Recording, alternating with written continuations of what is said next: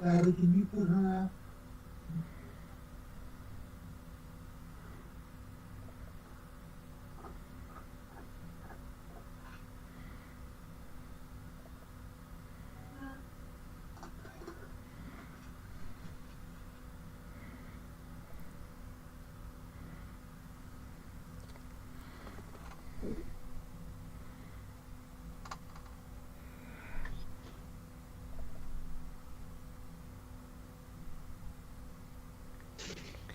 Why isn't it starting?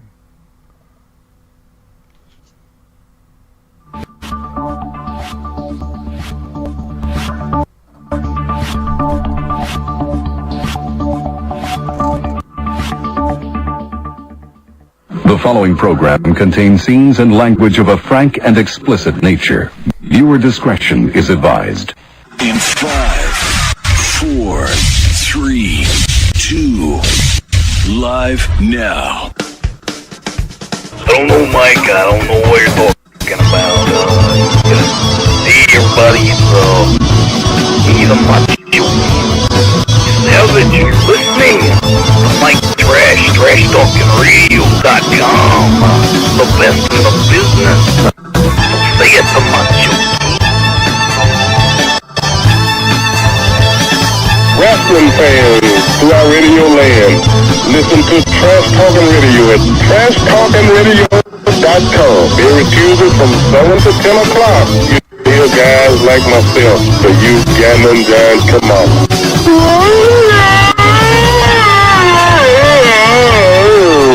And that's my favorite. You think it works to describe the Trash Talking Radio Show from 7 to whenever we get done is by using a screwdriver to track roast beef.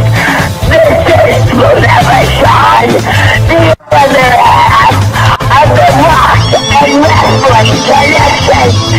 That's the trashy one and the loony one together forever.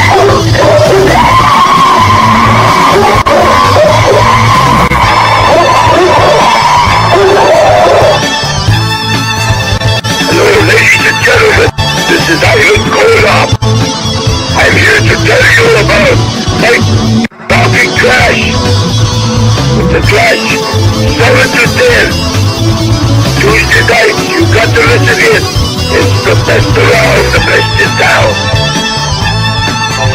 Alright, hey, this is the Animal. One half of the world demonstrating the road warrior because if you know it's good for you, listen to Trash Talking Radio or else. Everybody, you're watching Trash Talking Radio. This is Hulk Hogan. Hulk, what do you guys say about Trash Talking? Well, I gotta say that I just bought Trash Talking Radio. You're out of the picture, dude. This is my show, and you better watch because what you gonna do when Hulk Hogan's brand new Trash Talking Radio runs wild on you? This is the Vital Idol, and you're listening to Trash Talking Radio every Tuesday from 7 to 10 on TrashTalkingRadio.com. And remember this, when the Vital Idol tells you, it's got to be true. And when it's on the internet, it's got to be real. It's Trash Talking Radio every Tuesday from 7 to 10.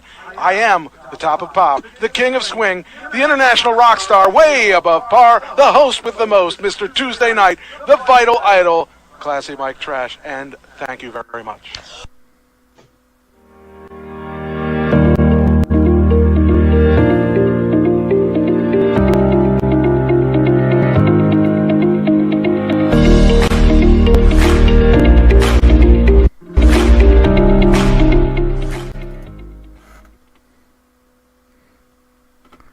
It is Trash Talking Radio. It is Tuesday night, and hold on there. I can't do everything at once. I wish I could, but let's see. Okay, there we go.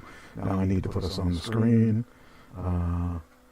Let's see. I'm running 3 computers at once, so there we go. Hey, we're here. The gang's all here, and we're all actually able to hear each other and everything. Hi, Doug. It's an amazing thing. Hello. That technology thing. It's gonna kill me, I can guarantee that. Death by technology. So anyway, so we're rocking and rolling here tonight. I hope, and you still can't hear anything of mine. Oh, you can't hear the computer, but you can hear me. That's I don't know which one's worse for you, but. Oh Well, I'm a very tolerant person. you so have it's to be. okay. You deal with me. Jeez. So, what'd you do this weekend? Saturday was a down day. Was a good day. Sunday I did my normal church, going to church and doing Celebrate Recovery. And what was the topic this week? This week it was relapse prevention. Okay.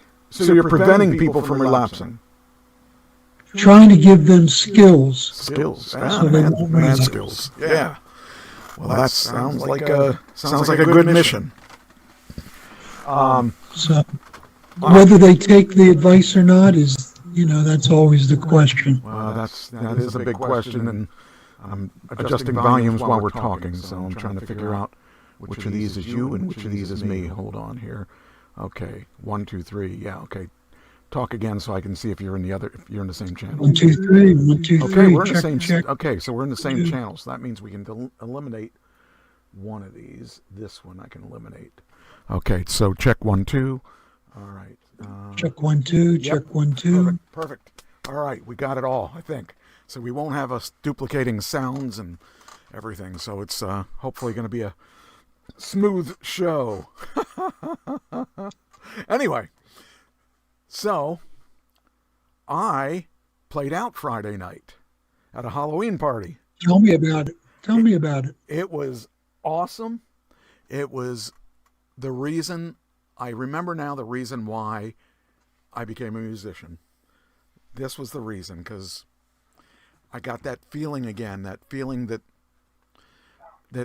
I can't even explain to you. It's probably the same feeling you have when you're doing a sermon. Yeah. It's just, I understand, man. it's a really powerful feeling, and it's one that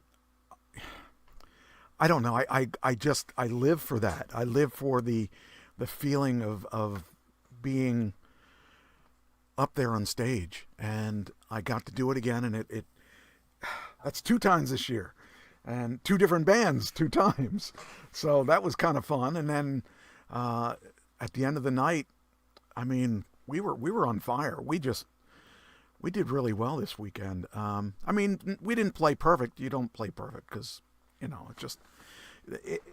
live music isn't perfect, and it's not supposed to be. But we had everybody dancing. We played for, then, when I was younger, we used to have to play from 10 to 2. I don't know what it is, but nowadays we play from, this is the second time we played 7 to 10. That's even better. I can be home and sleeping at a reasonable time. How many sets? How many what? Sets. Sets? We only did 3. No, we did.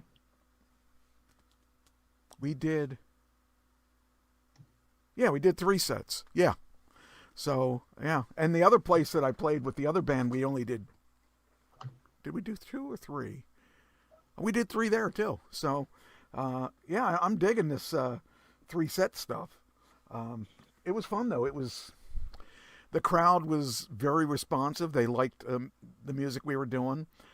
In the very beginning, we didn't have the sound mixed well enough. The first song or 2, my vocals weren't up high enough. So once we accomplished that, I have video I'll be putting out too. Unfortunately, once again, my video camera didn't record audio, but I recorded audio separately on a recorder. So it takes a little longer to edit because now I have to put the audio and I have to figure out how the audio links up to the voice. The voice goes to the picture, and I got 3 days in on this. And it's so weird playing on just a Friday that Saturday I did, yesterday I said to Christine, "What day is it?" She goes, "It's Monday." I said, "Is it? Are you sure it's not Sunday?" She goes, "No, it's Monday." I said, "Oh, You mean I missed Monday Night Raw for the first time in 40 years?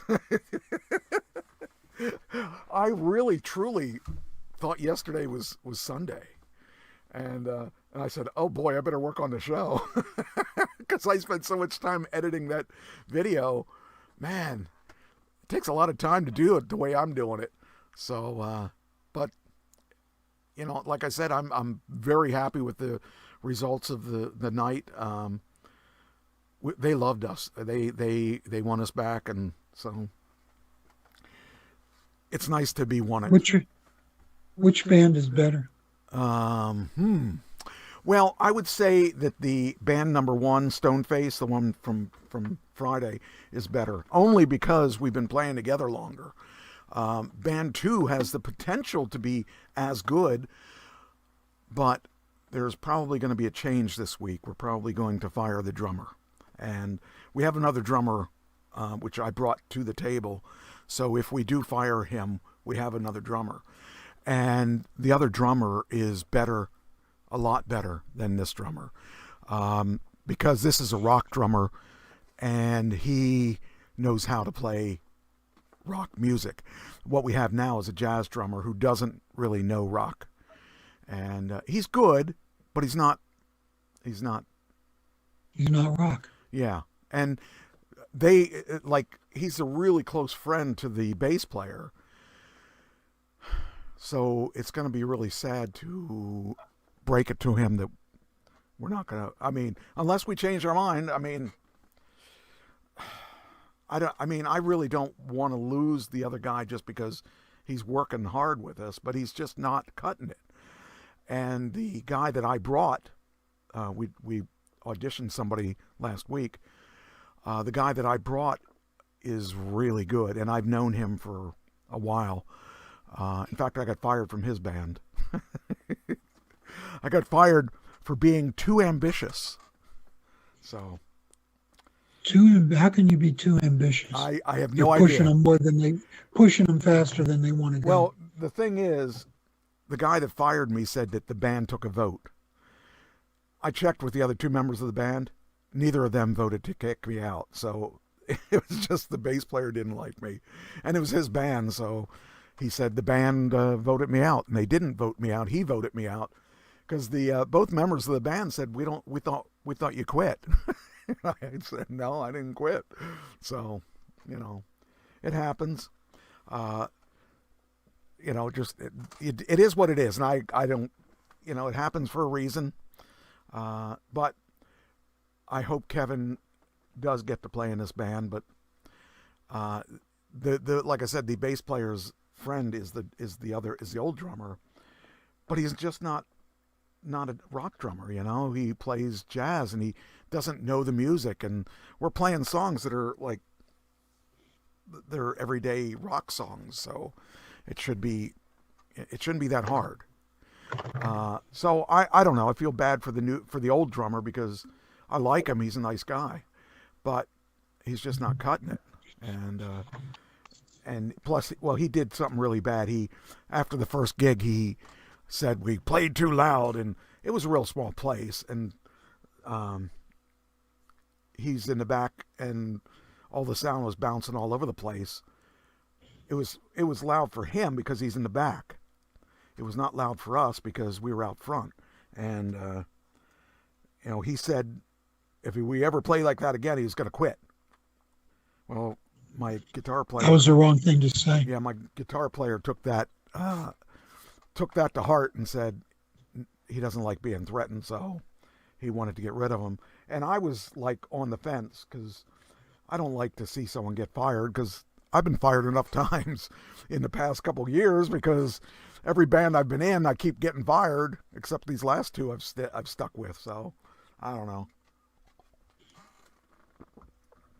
But anyway, do you have any other gigs lined up? I have a wrestling gig for the next 3 weeks.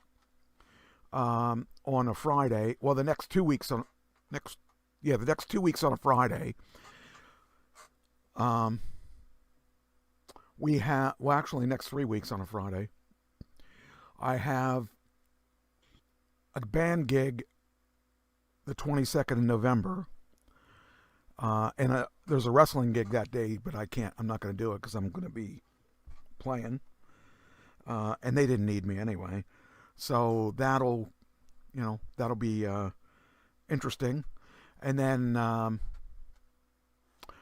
then we're going to probably, we're going to start, we're doing these things Fridays. You know how like WWE has Monday Night Raw and they have Friday Night SmackDown.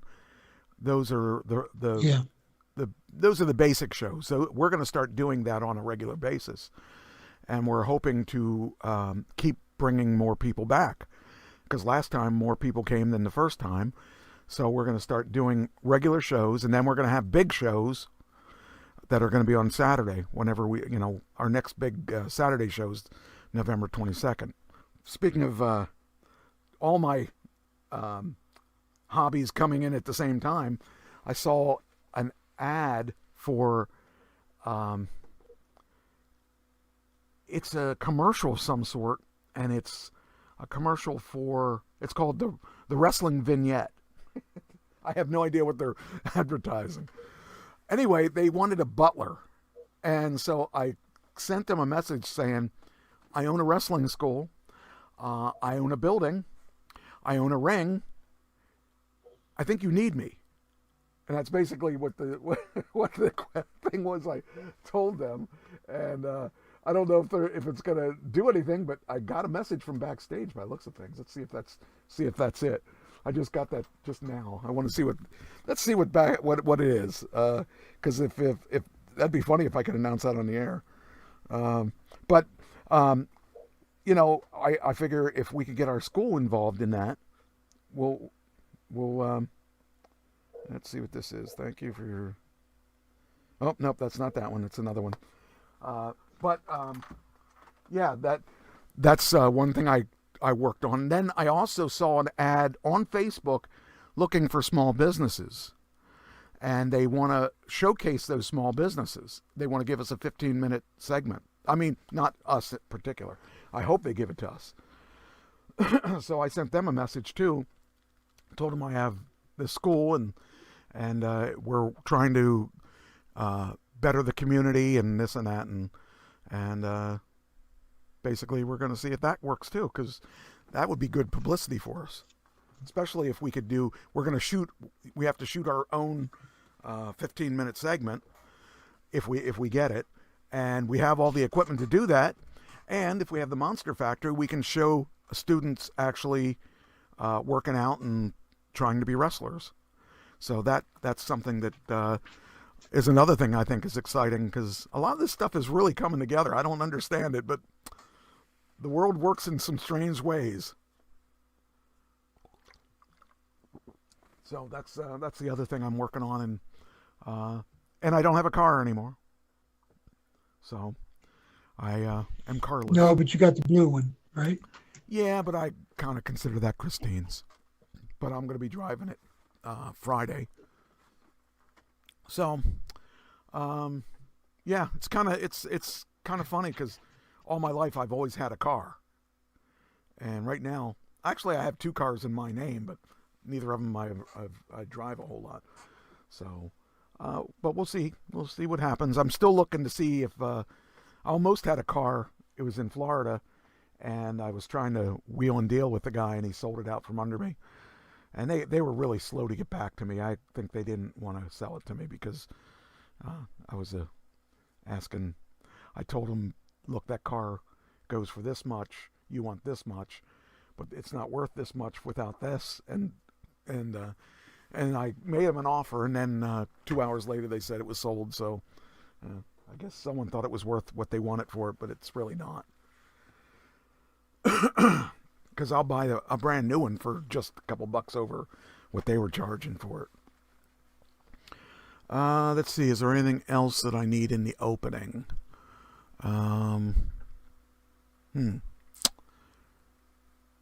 kind of all on my side. Do you have anything?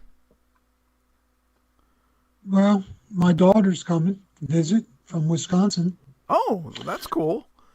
That's cool. And no, the rest of it's just the daily grind of what I do during the week. Homeschool, radio program, ARC, you know.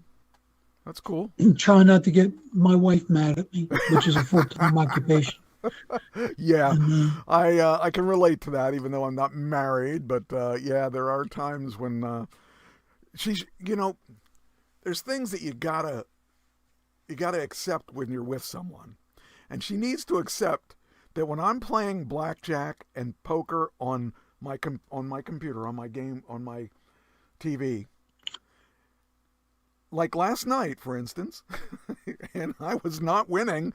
I'm going to say a few words, a few choice words, and I'm going to be upset, and she doesn't seem to understand. And I try to explain it to her. Look, we need an outlet. And when I'm playing these, my outlet is screaming at the TV. So that's all I got to say. Don't try to talk to me like a human being when I'm playing blackjack or when I'm playing poker, because that just isn't going to happen. But it's my way to exhaust some aggravations I have, and once I'm done playing, I'm back to normal. But when I play in real time, I haven't played in a casino in a long time, but when I play in a casino, I try to be careful how angry I get, because they tend to throw people like me out.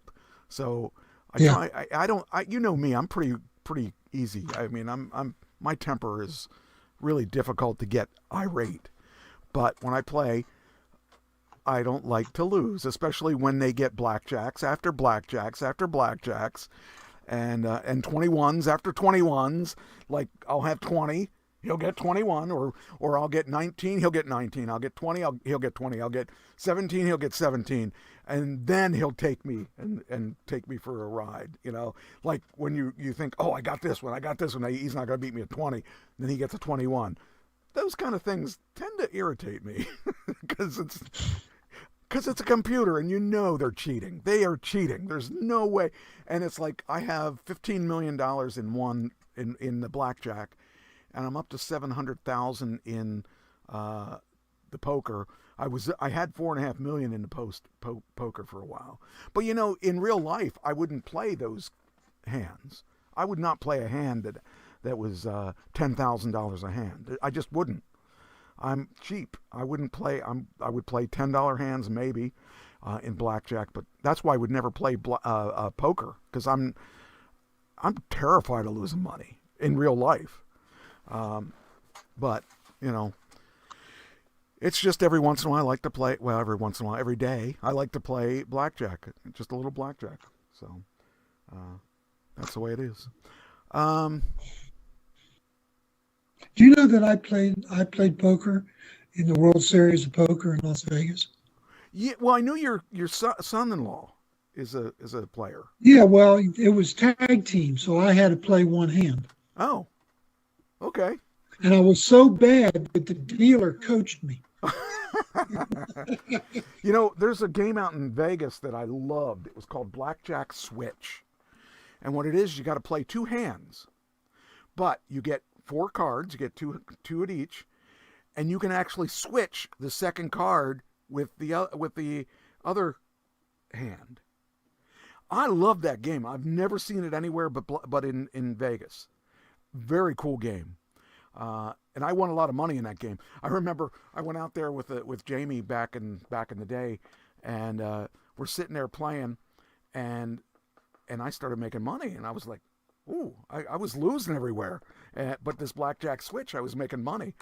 And she got mad at me because I wouldn't quit. Why would I quit? I actually made enough money to pay for both of our flights and our rooms and everything. And I went home with money. I made so much money that I did really well. And so, yeah, she hated it because she wasn't winning, and I won enough for both of us. She wasn't a good blackjack player. Do you know when to quit? What's that? Yeah, I do. Yeah, in real life, I do. What I do is I set aside, when I walk into a casino, basically, I walk in with $300. If I lose that $300, I'm done. Now, occasionally, if it's just one bad bet, or if it's just a couple bad bets, I might throw another 100 in there. but 300's my limit for the most part. And if I don't win, it's $300. I try, it's funny hearing me say that because I grew up in a family that didn't have much money. But, I learned to... Well, as long as you know your limits and you play to your limit, there's nothing wrong with it. And as long as it's not your food money, Correct. These people that put the house payment on it, I mean, those are crazy people. Well, people I work with, they bet their mortgage. That's what I mean. I mean, I'm not that crazy because I have a respect for money. And if anything, I mean, you basically, you know me probably better than most people. I don't live an extravagant life other than my car. Now, I do have a lot of toys, but everything I have is paid for. I don't have any loans with anything. And my credit cards are paid at the end of the month.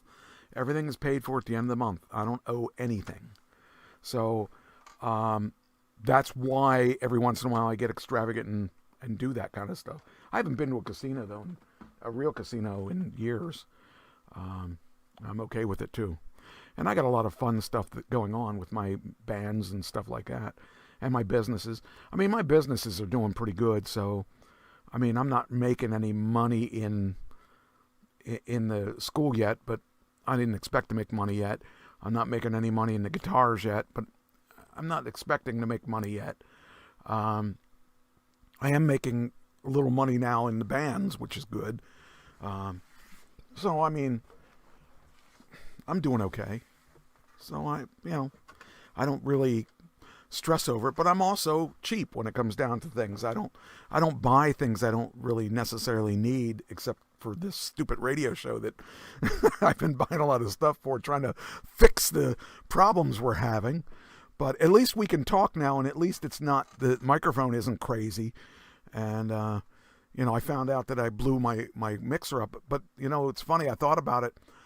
I've had a lot of power issues ever since I moved into this place, and I put UPSs on the equipment that's important. But the mixer that blew up was plugged into a UPS, and it blew up from a surge. So I think that's why we had the problem, is that I got surged. And it didn't, but I believe it did, because I came down here a couple times and the UPS was off. I had no internet or anything, so I went down and I realized my UPS is off, and I didn't make the correlation that that's around the time that we started having issues. But when I thought about it, I thought, okay, that makes sense. And so we have a new mixer. We do not yet. However, I was working on. We used Ken's lights for this weekend, and for those that don't know, Ken was my band partner for 38 years. I got all his equipment when he died. His family gave me his equipment, so I dug out his lights and stuff. And there's a mixer in that box, and it's USB. So I haven't hooked it up yet, but we have another USB mixer that I can try out. Plus, I was looking at them online too. So I would like to get my good microphones back online instead of the USB. Although this USB one's just as good, but you can't mix. You can't put more than one USB mixer on, or one USB mic on a computer. So I want to go back to regular mics in a mixer so I can mix mics, so that when you are here, we can use good microphones. So, and that's only going to be in a couple weeks, so I got to put it together. 3 weeks. Yeah. So things are really good, at least on my end, and I'm glad to say that. For the most part, I can't think of anything that's really bad. I'm happy about that. So now if I can get this, come on, you gotta work. I went and spoke too soon. Now it's not working. Why are you not working? You're plugged in. All right. Means I'm going to have to... Oh, now it'll work. Okay. I got a new trackball for the... I got a couple new trackballs on Prime Day, and I wanted to replace my trackballs that are going bad. The problem is if it sits too long, it doesn't seem... Let's see, it doesn't seem to be charging. That's the problem. That's interesting. Because the little red light's on tells you that something's wrong with it. I don't know. Anyway, all right, well, let's get the show started, I guess. After all, it's only, what time? It's 7:40. We're jabbering for nothing. What do we got here? I got lots of stuff. So, what are you doing down here? You're being pesty. Put on a headset and let's be part of the show if you want to be part of the show. My dog's bugging me. All right, here we go. Actually, I'm going to start with this post that somebody gave on Facebook. It's a friend of mine who posted it, but it's disturbing, and I kind of want to talk about it because I think you'll be disturbed by it too. Let's see. Here it is. Wallace McKelvey. Now, I've known this guy for a couple years. He's a nice guy. And basically, he was annoyed by something that he saw. Says, 2 deeply troubling incidents have unfolded in my backyard in recent weeks. First, the Ku Klux Klan handed out recruitment cards to trick-or-treaters in Mechanicsburg. Then, a Hanover Catholic school's Halloween parade float featured a detailed replica of a gate at Auschwitz Nazi concentration camp. That made the national news. Yeah, well, that happened in right around here. And how does a teacher, parent, or priest look at a mock-up of a death camp gate, a symbol of Nazi-led genocide that wiped out millions of people, and think it's acceptable for a community event? How does a white supremacist shamelessly walk through a crowd of families handing out racist propaganda to children? Those aren't rhetorical questions. This happens because hate has been allowed to take up space here, not in whispers or dark corners, but in plain sight. Consider what else has happened across our regions in the past few years. The far-right majority on the Hanover area Southwestern School Board made international headlines when it ordered windows cut into gender-neutral student bathrooms so passers could look in. Now, in the same school board is pushing to remove international flags that represent students' home countries from its high school cafeteria, all in the name of neutrality. Hyper-nationalism, it must be noted, is one of the precursors of the Holocaust, and the tool of authoritarians have used throughout history to consolidate power. In Central York, the school board approved a book ban that targeted creators of color, prompting national outrage before community pressure forced a reversal. In South York, a mentorship program by Kai the chemist, a black STEM educator, was canceled after vocal minority objected to her work. Let's not ignore the steady drumbeat of the anti-LGBTQ plus sentiment many of our school boards have embraced, going as far as to restrict the pronouns staff and students use in taxpayer-funded public schools.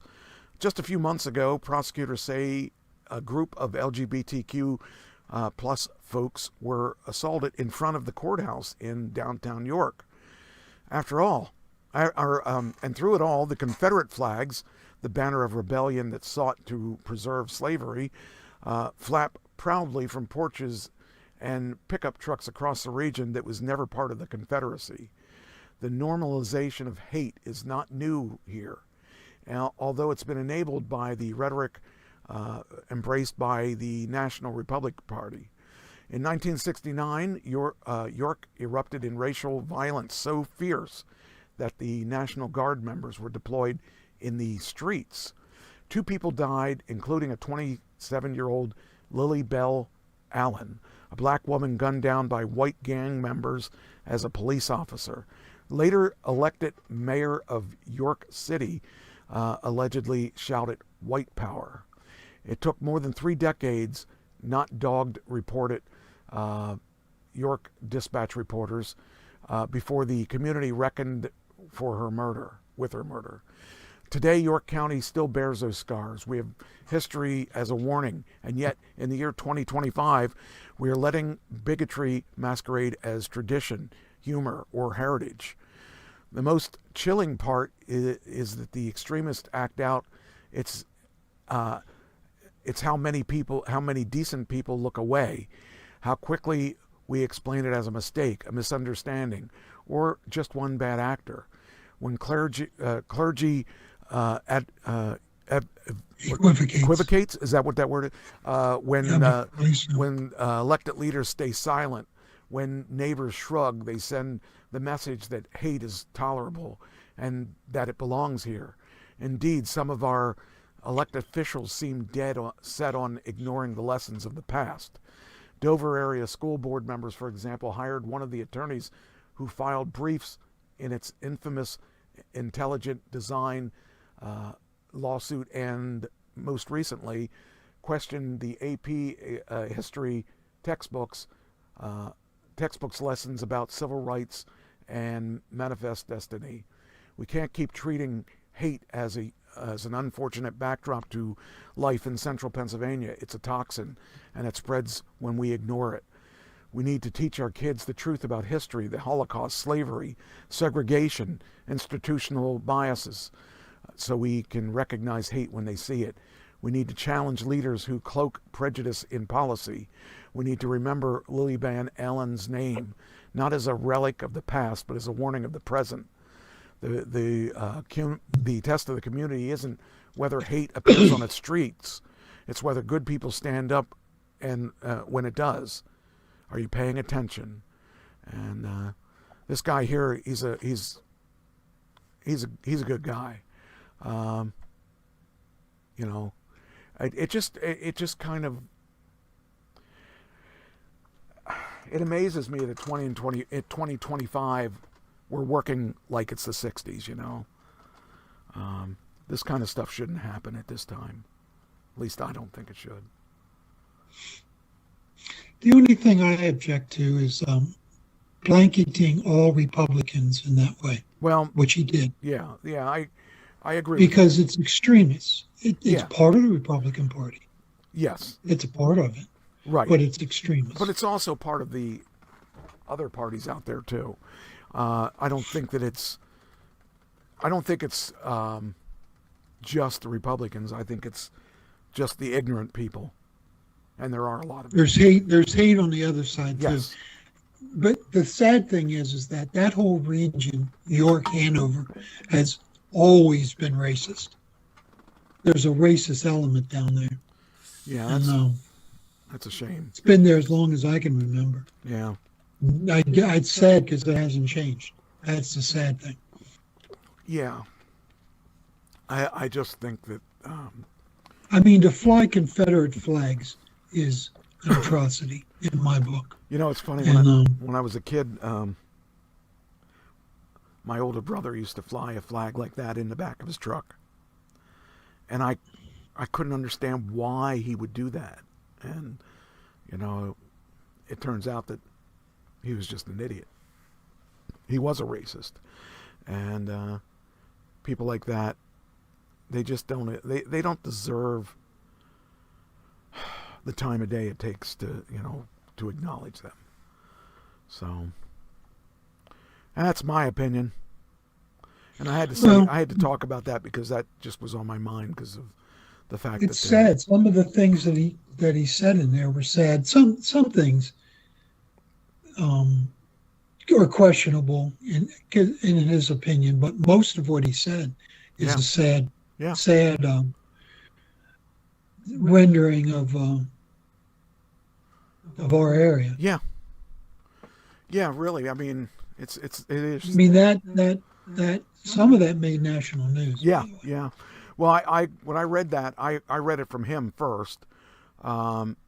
He wrote, I guess it's his editorial. I didn't know that I didn't know he worked for the York Dispatch, but so it just was.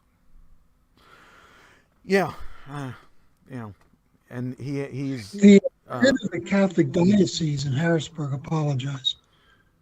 Oh, okay. He also is gay. He said he's going to do an investigation and find out who is behind it, because you can't have that. No, not at all. So, all right. Now's the best part of the your favorite part of the show. I thought we were going to skip it tonight. Well, these are people you know, most of, I think.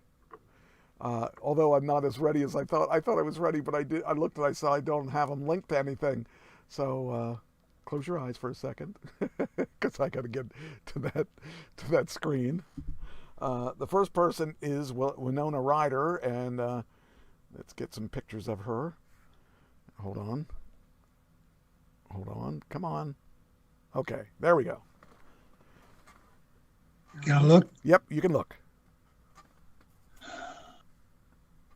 Winona's been around for a long time. She got started early, too, in her age. She's a pretty girl. Yes, she is. I'm going to guess 59. You're really close. You got 54, so that's 1 point to you. Next person. Okay, let's see. Wait, I thought he was dead. They don't usually put dead people on here. I think he's dead, though. Well, he's not dead, but the one person is. I think. Isn't Dennis Miller dead? No, Dennis Miller's still alive. Oh. I thought he died. Huh. Okay. A comedian? Yeah. And commentator? Yeah. He's still alive. I think he's dead. But I could be wrong.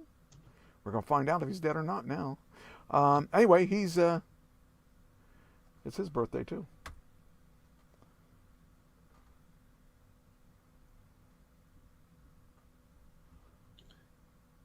Now Dennis has to be. Remember, he was on Saturday Night Live about probably maybe the 90s. I'm thinking 90s. I'm going to say 65. You're close, 72. Okay. I want to find out if he's dead or not, though. I think, for some reason, I think he's dead. Huh. Well, he's really quiet. I think he's retired, to be honest with you. He's short, too. He's 5'9". Wow, and he's from Pittsburgh. I didn't know he was from Pittsburgh. Okay, well, I guess, well, that must be why he's staying out of the trouble. All right, we'll get him. So that gives you... Because he used to be a regular in some shows, and he's not. Yeah. Not around anymore. All right, the next one. Okay, I'm going to get rid of some of the... I'm going to do some of these you may not know. So if you don't know, I don't think you know her. You don't know who Gabrielle Union is, right? No. Okay, we'll skip her. Dan Castaneda? No. He was on Tracy Ullman show. And he's also one of the members of Bart Simpson, The Simpsons. I think he is the voice of Bart. The voice of Bart. And that tells you he's pretty old, because I think they're the longest running cartoon out there. Yeah. At least 30 years. Yeah, something like that. It's like crazy. But this guy, I loved when he was on Tracy Ullman. But he, yeah. That says 64. Is that right? That's not right. He's older than that. But he played, I think, I don't know, maybe those are all his characters. Okay, that meant he played the father. He played that Krusty the Clown. He played a whole bunch of people on there. Anyway, since you don't know who he is, I'm not going to give you. He's 68, and Gabrielle is 53. She. Why do I know her? I think I know her because she was a America's Got Talent judge. You should know. Well, I'll ask you. You may not know. Bert Kreischer. Do you know him? No. He's a comedian, and I'll tell you what. You have Netflix, right? Yeah. Watch his comedy specials. He is very funny. He has a movie on. he's fat, okay? And he does his show shirtless, and he had a run-in with the what do they call him? The Russian, not Gestapo. What are they called? KGB. KGB.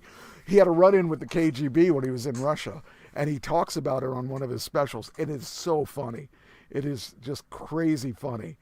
That would be one I'd tell you to watch just because he's hilarious. Anyway, he's 53. You should know the rest of these. Oh shoot, I shouldn't have done that. Shouldn't have done that. There we go. All right. Gavin Rosdale. Let me see a picture. Hold on, he's a musician. I'm trying to think if it's which band's he in. His band's really popular. I can't remember which band it is though.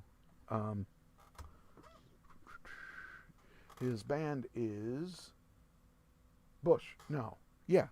No. What band is it? I don't know what he's in. He was married to Gwen Stefani. Wow, if this is him, he didn't age well. I don't know if that's him or not. Wait a minute. Oh, you can't see it. If that's him, he didn't age well. Yeah, it is Bush. I'm gonna guess 65. 60. So yeah. Adam Copeland, who is also known as Edge. Hold on. Let's see a picture. Hold on. I didn't link them like I usually do because I've been busy because it's only Monday. My book. You missed Sunday. I don't know what totally happened. missed Monday. I have not. That concerned me. I was like, is it really? Did I miss a day somehow? How did I miss a day? He's in AEW. He was in WWE. He was Edge in WWE. I wonder if Flake knows who he is. I have seen him. Yeah. In one of my many watching of WWE. I know him. He is 51. Very good. 52. Very good. Here's a good one. This one's you're gonna be having a real tough time because you probably haven't thought of this guy in ages. Dolph Lundgren. Yes. Rocky. I have Rocky.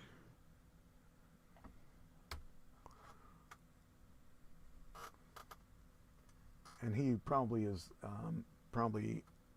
that's probably the best picture of his current look. Is he still alive? Yeah, he's still alive. I thought he died. Okay. I'm going to say he's got to be in his late 60s, early 70s. So I'm going to say 71. 68. 68. Okay. Yeah, I it's like I always think of him as, on Rocky, even though he's been in a couple movies with Stallone as a good guy. A good guy, really? Yeah, I'm trying to think what the name of the movies were that he did with him and a bunch of stars like Arnold and all those guys were in these movies. I can't remember the name of the movies, but it's fun to watch him because he was playing a very, let me look at his IMDb, then I can tell you the name of the movie. There's a series of movies that Stallone put out that let's get this tab open. There's a series of movies that he put out, and it's something guys. What was the freaking? Oh, he's in Masters of the Universe, The Punisher, The Universal Soldier, Expendables. So he was in Expendables.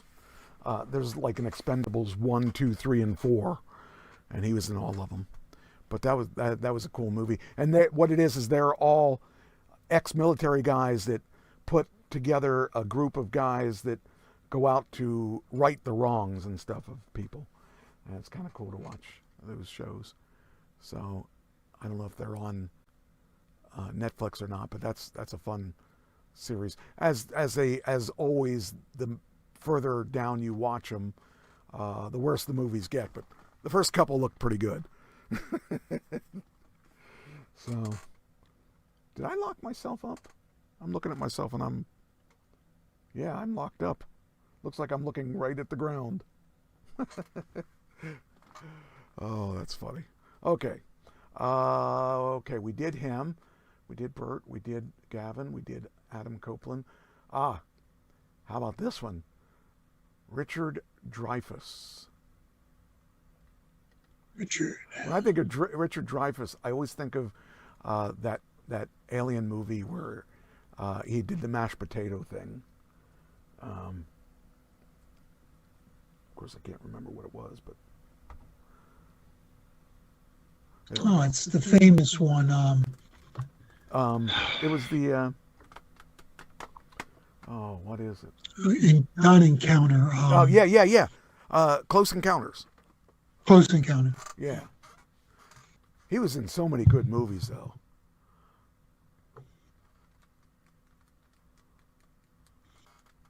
He's got to be 78. 78 is correct. Right on the nose. And lastly. I'll thank the name of Jesus.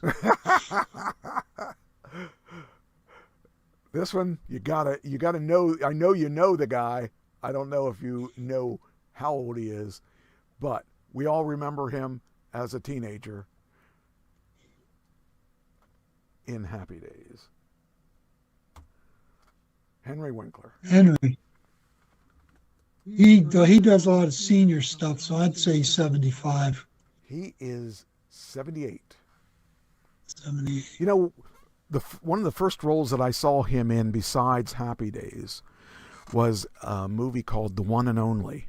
And it was based on Gorgeous George, the wrestler. And I loved that movie. It was so fun. And in fact, I want to watch it again because it's been 40 years since I've seen that movie. So, but yeah, and he also did something with William Shatner that wasn't, he did it with William Shatner and George Foreman, and they traveled different countries. It was a reality show. That was a really cool TV show. And each time they went to a different place. They went to Japan one time. They went to, I don't know, I can't think of off the top of my head, but it was really a fun show. It was funny how, like, they went up, they had to climb these stairs to get to the top of this one place in Japan, and it was like a temple or something. And George Foreman said, "My knees will never let me climb there." And they all climbed with him together and took it slowly so they all could see it together. It was kind of cool. So, anyway, you did pretty good. You did all right. Yeah, it wasn't bad. Yeah, you're getting the hang of it. All right, next. Wow, where do I? Oh, okay. So the TV show that I was talking about is called Legacy Makers. I actually forgot that I had it. I actually put the link in here. I put it in here so I wouldn't forget it. But they've been running an ad on Facebook, and that's what I'm going to be interviewed for tomorrow. So it's kind of neat. They have done all these things on all these different people, and what they want to do is they just want to have people that aren't stars talk about their things, and they're going to help them get from point A to point B. And I filled out my application, and we'll see what happens. If it works and I become a special person on this, it'll be kind of fun. So I figure I got nothing to lose by doing this. So you're going to do an interview to see if they'll accept you? Yes. I don't know if I have what they're looking for or not, but I got to this point, and I figured they would have cut me out if they didn't see anything interesting. So I'll make them. I'll give them my best foot and see what they want to do. It'd be fun if they wanted to do it. Next thing. All right, here we go. Now we're going to get into the meat and potatoes of this. All right. We talked yesterday, not yesterday. We talked last. Oh, this is interesting. Mike Tyson is joining the fight to legalize marijuana in Pennsylvania, so you don't have to have a card. And I think it's interesting. Well, he was from New York, right? Yeah. I think it's interesting that, he has his own cannabis farm. And, of course, it would benefit him if it was legal. But he's got a multi-million-dollar venture. The cannabis company is called Tyson 2.0. And he went on X tagging State Senator Scott Martin and talking about the benefits of legal and controlled weed. So, I'd be interested. My problem with marijuana legalization is people driving on the road, because I know how I drove when I was stoned. Oh, okay. Well, I mean, and that was medical marijuana, and that wasn't that long ago, about 3 years. And I know how I drove. And I go right by a cannabis dispensary, and people are driving. I see them getting high in the parking lot before they drive away. Yeah. Well, I could see that as being a problem too, and unfortunately. Other than that, I don't see what the problem is, but right. That's just on the road. It scares me a little, but it's like alcohol too. You're not going to make alcohol illegal, and people. No, they tried that and it didn't work. I don't really know what I think. I think I think it should be equal to alcohol. I only use it for sleeping it, so it doesn't. I'm never going to be using it for driving. But there are people that do drive, and that's sad because they could end up killing someone. If they would buy it, they go to their house, or and they smoke. I have no problem with that whatsoever. Yeah. That's their choice. Right. I abuse it, so I can't do it. I'm an abuser. Yeah. So it's not for me. Right. But I'm just talking about myself. Right. But I just don't like the fact that they get high in the parking lot and then drive. And the problem is, they can go to an alcohol store and buy alcohol and drink it in the parking lot too. Same thing. Yeah.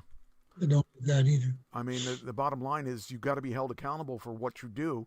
And if you do drink while you drive or smoke while you drive, I mean, that's on you. In my 20s, I was stoned from the moment I woke up to the moment I went to bed at night, for 6 years. So I can't talk except from experience. I was a terrible driver. Yeah. I remember picking up this, it was snowing out, and I remember picking up this hitchhiker. And we went about 1.5 miles, and he begged me to stop, and he got out in the middle of nowhere because he didn't. Evidently, I wasn't driving too good. Scared the crap. Yeah. Yeah, I could see that as being a problem. Oh, man. That's crazy.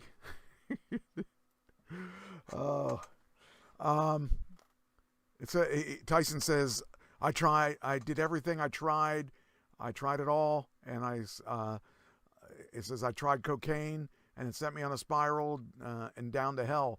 I started doing cannabis against my life change.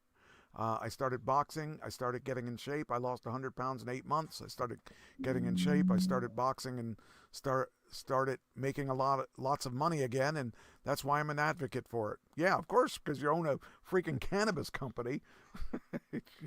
All your women took care of your money for you so that you didn't have any money, and all you had left was like a lion or something, or a tiger or something. I don't know. The guy's, I want to meet him someday. I saw him on Peacock. There was an interview show. It was that little black guy that what's his name? That The Rock hangs around. Anyway, he has his own Heart. It's a show called Heart to Heart, and he interviewed Tyson. It was a pretty good interview. I realized that for as many times as he's been hit in the head, he's a pretty smart guy. So he actually would be a neat person to actually meet, I think. All right, next. Francis Ford Coppola. You know who he is, right? Yep. He auctioned 7 of his watches, because he's out of money, including one valued at $1 million. It was after a $120 million film called Megalopolis grossed $14.4 million in the box office. But that's not the only one. He had a series of bombs. Yeah, but he also had a series of pretty good movies too. Yeah, but he lost everything. Yeah, he lost, and it said he. Yeah, okay, so that's what it was. He auctioned 7 watches, including one valued at $1 million, after a $120 million film, Megapolis, grosses 14.4 in the box office. So that means he spent a whole lot more on that movie. And it must be nice to have a watch worth $1 million. Oh, man. That's just crazy. If I had his money, I'd still have an Apple Watch. Me too. I like my Apple stuff. I love my Apples. All right. Anyway, we talked about this either last week. I think it was last week that YouTube ad revenue and stuff is hitting really big money right now, and they're growing enough share that people are noticing. Like people aren't watching regular TV anymore. They're watching. I'm guilty of it too. I'm watching YouTube more than I'm watching regular television. YouTube advertising hits $10.3 billion as it takes growing share in the TV market. That's up from $8.9 billion a year ago and $9.8 billion from the previous quarter. That's unbelievable. When you think about it, we grew up with regular TV, and that you would have never I wouldn't have ever expected to see that. That's just unreal. Geez, you're talking national TV type ratings. But I think it's because a lot of people don't have the attention span that we had. They only have the attention span to watch something 3 to 10 minutes or whatever. Why is that? Oh, okay, that's why. Whew, that was scary. Didn't expect that to come up. Okay, why is this? Oh, that's why. All right, so we do. That's pretty interesting stuff. That. Okay, let me see. Gotta close that so I can read.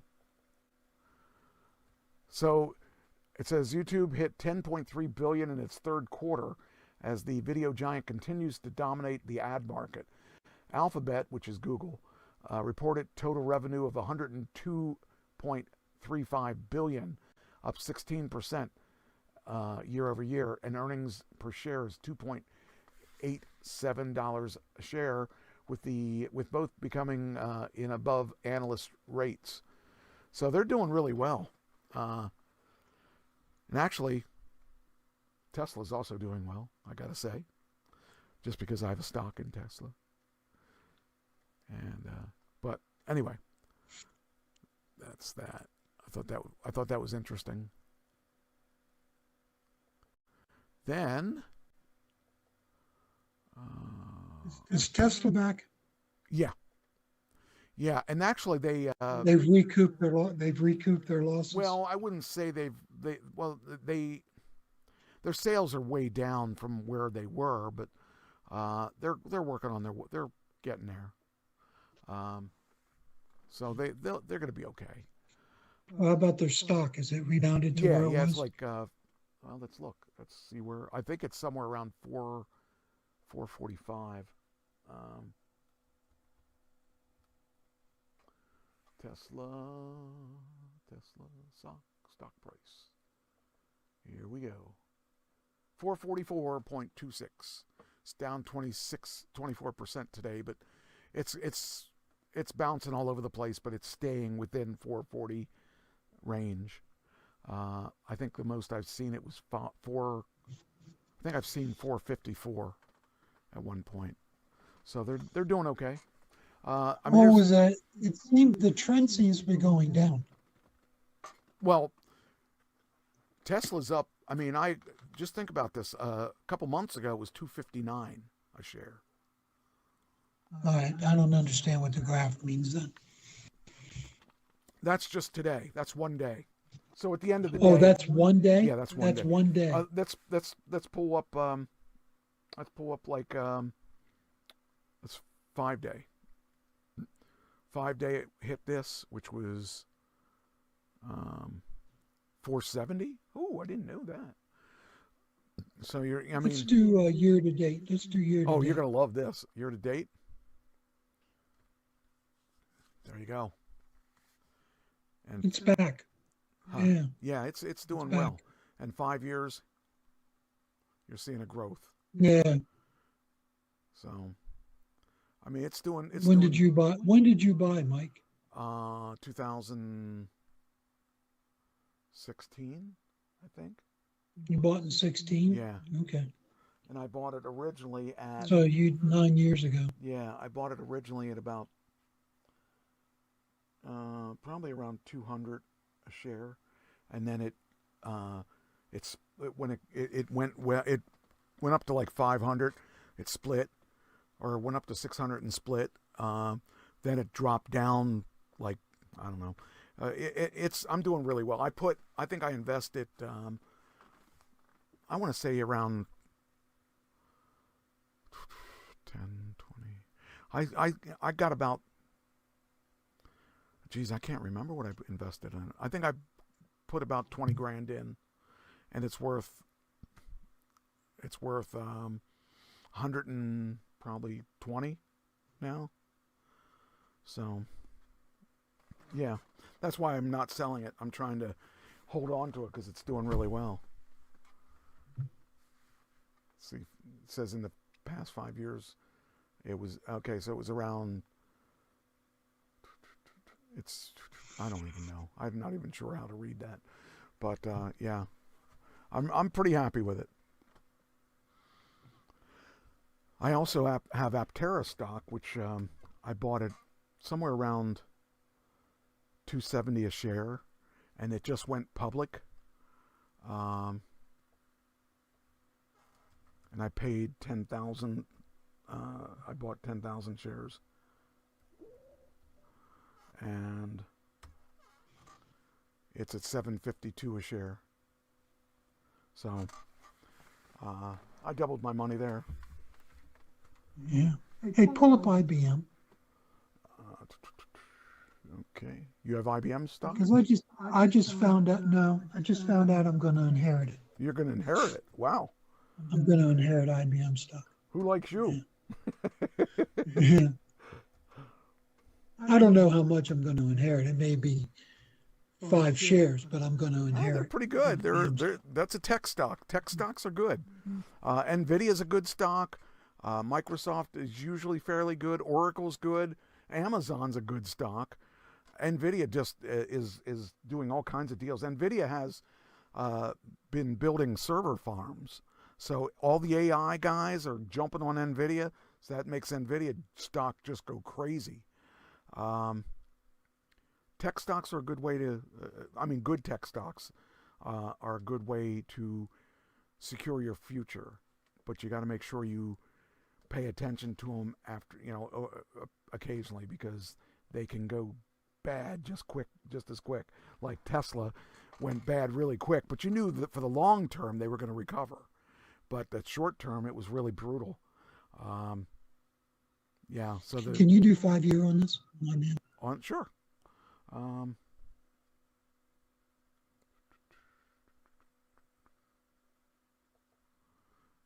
There you go. It's growing good. Look at that.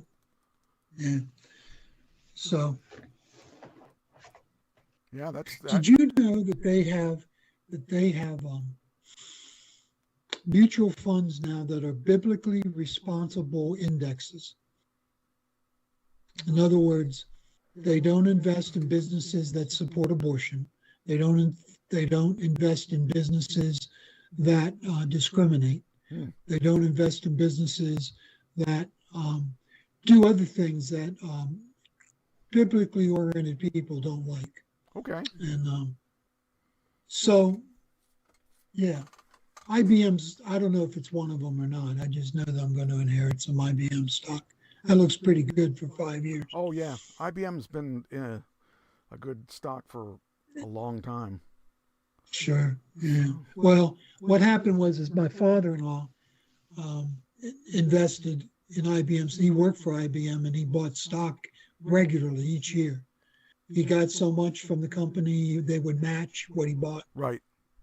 And when he retired, he had a bucket load of IBM stock. Wow. So inheritance is looking good after this 5 years. Oh, yeah. Yeah, apparently. Wow, that's cool. I did it the old-fashioned way. Bought it my own. So I can understand that. Well, when you're a poor minister, you can't buy stocks. So. Well, that's true. I would imagine that would be something that. But the thing is, stocks are a long-term thing, and that's what you got to look at things in general. I just want to inherit enough to live off the interest. That's all. I don't want to be rich. I do. It's a lot easier to be rich. Bible says, do not let me be rich because I may get conceited. Don't let me be poor because don't let me be rich because I'll become proud. Don't let me be poor because it'll come to me. Trying to think of the quote. But anyhow, they want you to just be comfortable. Okay. Well, comfortable is good too. I definitely, I'll tell you, man, if you had said 40 years ago, you're going to be okay, I would have said, what planet do you live on? I really, I knew you then, Michael. I knew you then. Yeah, it was. I knew how you were living. It was, I don't know. Every day I wake up and I say, thank you. Because I'd come to pick you up and I'd have to wake you up in the van, and you had a kerosene heater and you had 10 blankets and a sleeping bag and sleeping in the back of a van. Yeah, but you know what? I don't think I'd trade that, because it made me who I am, and it almost killed me, but it made me who I am. And I can remember cold mornings coming to pick you up. And you'd wake up and you would be breathing, and you'd have to crawl out from under that. And I think, man, no heat, no nothing. Oh man. Yeah, it was a challenging time, but I didn't have to live in the van. I chose to live in the van. And you don't want to live in the house. I didn't. I needed my independence. Whatever I had to do to be independent, I was willing to do. And I wasn't at a point where I could afford a place of my own. So that was my own little place, you know. It's no one could tell me what to do. No one could tell me anything. And I don't regret it. I think it played a big part in who I am today. So kept you humble. Yeah. I learned a lot of stuff, and I didn't always learn it through school. I learned it through hard knocks, and I'm proud of who I am. It took me a long time to be that person because I didn't think there was. I didn't know if I was on the right road to where I was going to go. So I'm just very thankful that that I'm alive yet, and geez, the things I've seen and done, and I kind of like Elvis. I did it my way, you know, and I'm still here to talk about it, so that's good. This next movie is supposed to come out in 2028, and I know you're going to wait in line for tickets on this.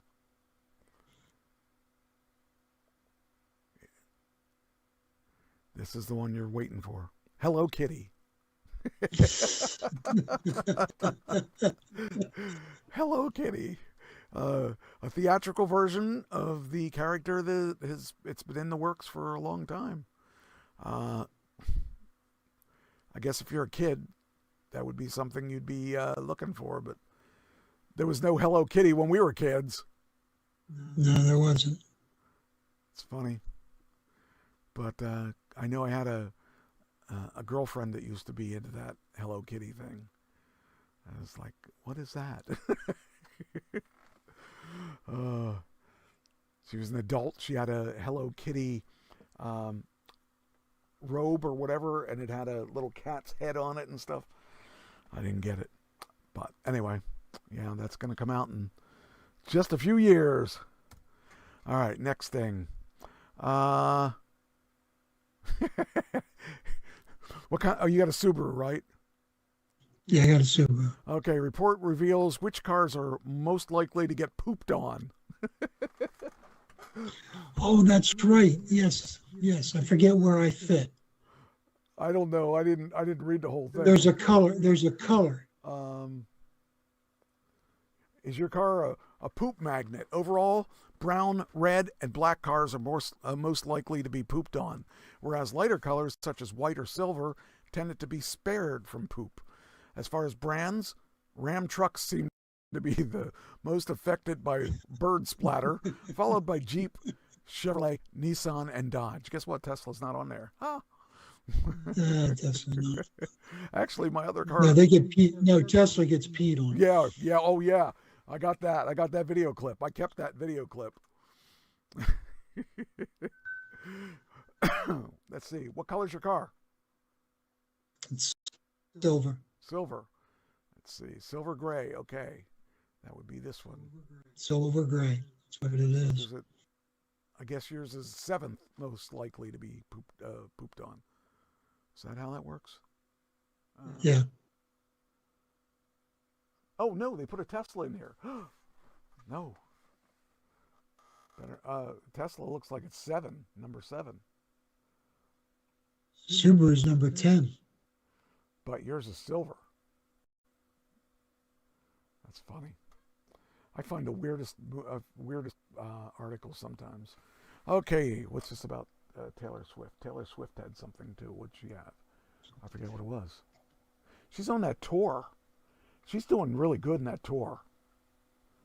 She's the first artist to occupy Billboard's top 10. She had song number 1, song number 5, song number 10, song number 15, and song number 20. No. What did she have? Wait, she had the number 1. What did she have? She had all 10 spots. Then there were 2 other artists. Then she had 3 more spots. Then there were 4 more, and then she had number 20. What kind of crazy stuff is that she had? Imagine, that's why she has so much money. You figure she had, that was in 2022, she had 1 through 10, then she had 13, 14, and 15. Then she had number 20, all in the same week. Well, she's our royalty. I guess so. She also has You know, the number. she's like the Princess Kate, who's going to be queen. You know. Well, the thing is, we love her. The thing is, we love her. We want to know what she's doing. We want to interested in her marriage, and yeah, she's our royalty. I guess. I don't know. She's not my royalty, but I mean, when I say us, I'm talking about a lot of people. I mean, I don't dislike her. I respect her because she is not only beyond wealthy, but she is fighting for her fans to get a good deal on tickets and stuff. She doesn't like the people that go out there and jack up her prices of her tickets. She tries to make them affordable. So that's, I admire someone that does that. So here's a look at the acts with the most number one albums since Billboard 200 began publishing. 19. Look at that, just under the Beatles. Yeah, the Beatles are number 19. She's number 15. That's just crazy. I mean, I'm happy for her. I mean, as ugly as she is, she's never going to find a guy. No.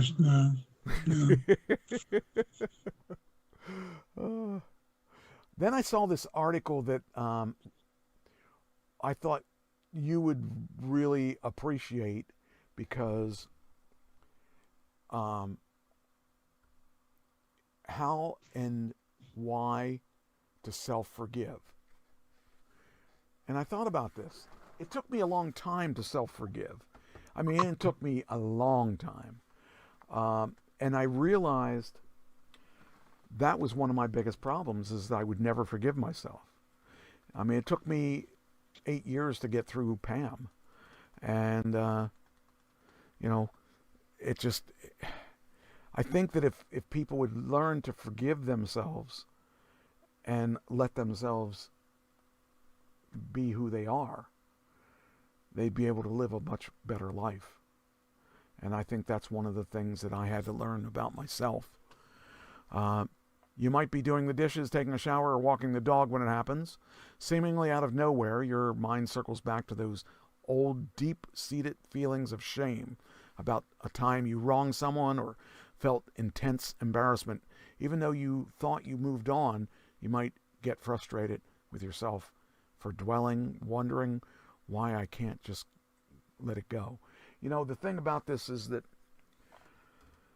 if there's a message I can send to anyone, that is it, about self-forgiving, because I went so many years where I couldn't forgive myself. And I think it took Pam dying and me having to reinvent myself to realize that was a major issue. And I think everyone goes through that somewhat. Well, the guys I work with, forgiveness is an issue. They have a hard time forgiving others. And they have a hard time accepting God's forgiveness. They don't think they're worthy of it. And it causes self-medication. And I talk to them till they're blue in the face about they got to forgive. They don't have to trust, but they got to forgive. And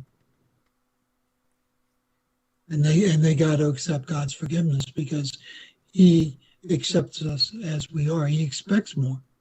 Right. He expects us to live right, but He takes us as we are.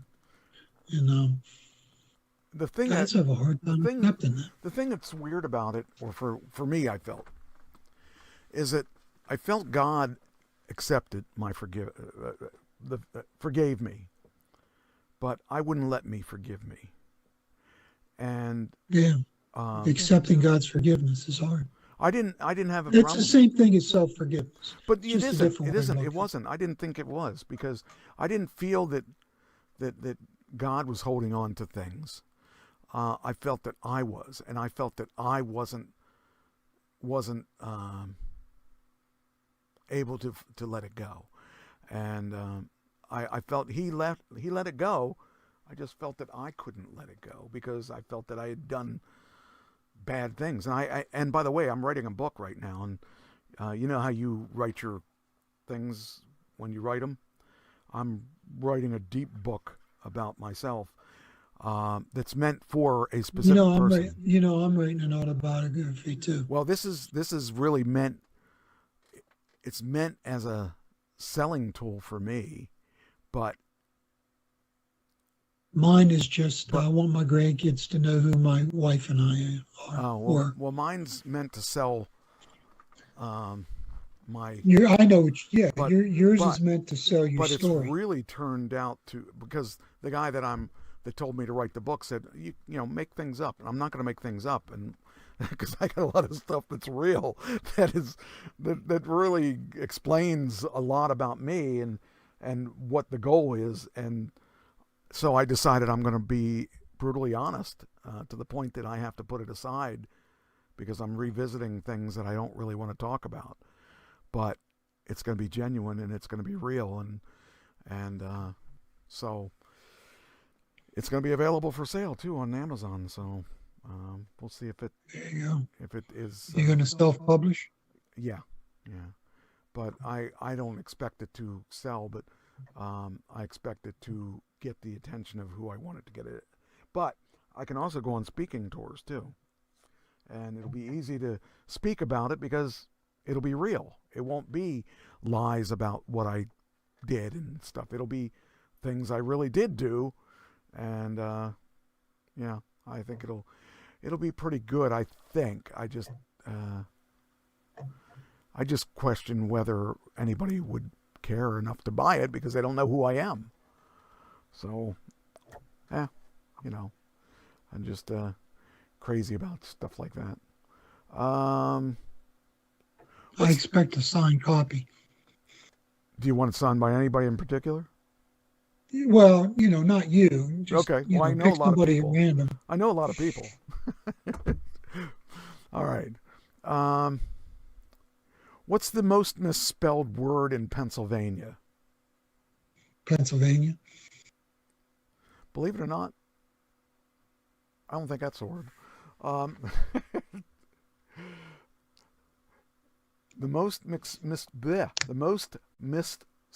misspelled. I forget what it was, but it wasn't Pennsylvania. Oh, okay. According to Google, it's scissors. Really? I don't know why. I never had a problem spelling scissors. I always had the one word that I still have problems spelling, and it stems from 3rd grade. I got the word across to spell for a spelling bee, and I spelled it wrong. And to this day, I double check myself when I come across the word across.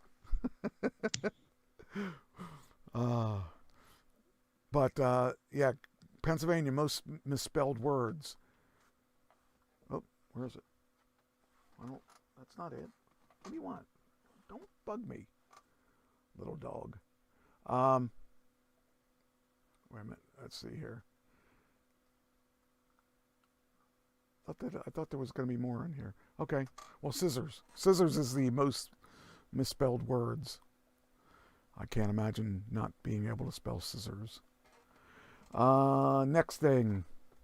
Oh, did we talk about the blue stop sign last week? No. I didn't think so. Okay. Did you know that there's blue stop signs? No. Uh-oh. I got a problem. I think I erased the link. Oh, no. There are blue stop signs. They are just like red stop signs, except they're blue, and they do have a meaning, and they are a complete stop. So you're not supposed to stop. You're not supposed to be able to drift through them. The main difference is blue are they're not official stop signs, but they're not government signs. They're found on private property, and they're used as a safety measure. So both blue and red stop signs require drivers to stop before going. It says location, you'll see them on private roads such as private property, parking lots, and large residential communities.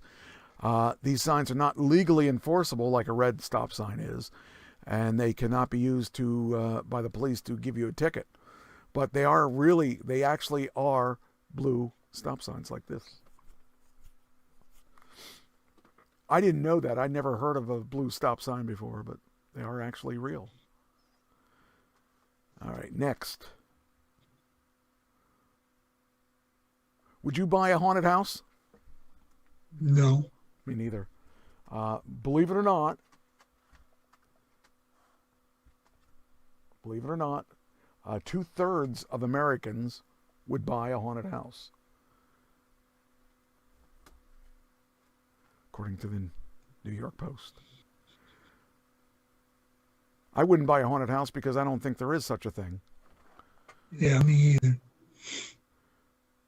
But being that it was Halloween, that was it says here, a new Rocket Mortgage survey, time for Halloween, reveals that nearly 2/3 of Americans, 65%, consider buying a haunted house, with 39% saying outright yes outright, and another 26 open to the idea.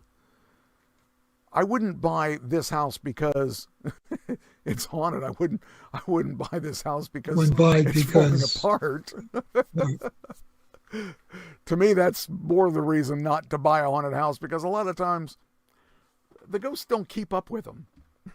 They don't do the laundry. They don't check for holes in the ceiling or anything like that. And I don't want any roommates. So that was an as-is purchase. Yeah, I would think. Oh, man. Oh, yeah, that's crazy. I think that people that... See, I don't... You know, I have a confession that I will tell you. I probably mentioned it before, that I have a friend who's a medium. And yes, she I spoke to her when Pam died. I spoke to her when Ken died. And I think I spoke to her because I wanted some closure.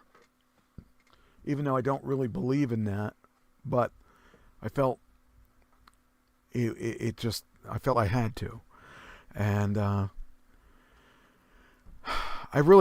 don't really believe that stuff. But when she started talking to me, she told me things that she shouldn't have known. Actually, that's how I met her. I met her when I was at a party, and she was the host, and I was dating her daughter at the time. And her daughter said, "You need to talk to my mom." And I said, "Okay." And in the middle of I don't know, did I ever tell you this story? No. Okay, this is weird. You know who Reily was, right? To me? No. Okay, my cousin Reily is the one that helped me get into college. Yes. Okay.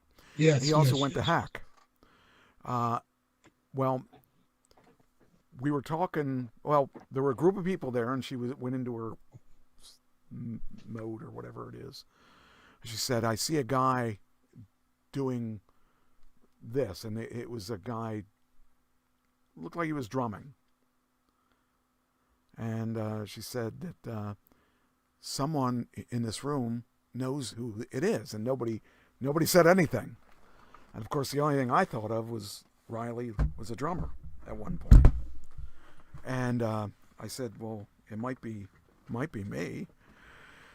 And then she said, "Well, actually, yeah." She said he was doing the drumming thing, and then she said he can't do it anymore because his one hand is hurt. And he put his fist through a glass, and it destroyed his tendons in his hand, so he couldn't drum. Then I knew, or felt that I knew, that it was him. and she said that he wants to ask me a question. I said, okay. He said that he wants to know, is there a question that you want answered? And once I established it was him, I said, well, I do have a question. On the day that you died, you wanted me to go with you to this party that I didn't want to go to. And the question is, would you have done the same thing? Would you have killed yourself that night if I had been with you? And he said yes. And that sent a shiver up my spine, because the night that he died, he wanted me to go to this party with him, and I wouldn't go because he was drunk. And I was mad because he was drinking. And that night he didn't come home. And so... Did he kill himself on purpose? Or well, did that he was kill the next himself 'cause question he was I had. drunk? Well, that's the next question I had, was that. And the answer was yes. Because he went backwards on 83. He went the wrong way on 83 and got run over by a Mack truck. And I actually drove right by it right after it happened. Didn't realize it was him because you couldn't see the car. And it's funny because when I saw the wreck, I thought, wow, I hope I don't know that person. And next day, my dad woke me up and told me it was Reily. So that took me for a loop, because at that point, we were really close. So that messed me up a little bit. I didn't expect to see that. And anyway, she went on later and was talking about someone else, and it ended up being my grandmother, which I thought, wow. Huh. I thought it was really strange, because why would two people want to talk to me when there was a room full of people? And that, yeah, it was just really weird things. But I still have a hard time with it. I can't fathom that being real. So, yeah, you never know. Anyway, what was my point? Oh, so the next thing is about Prince Andrew losing his title.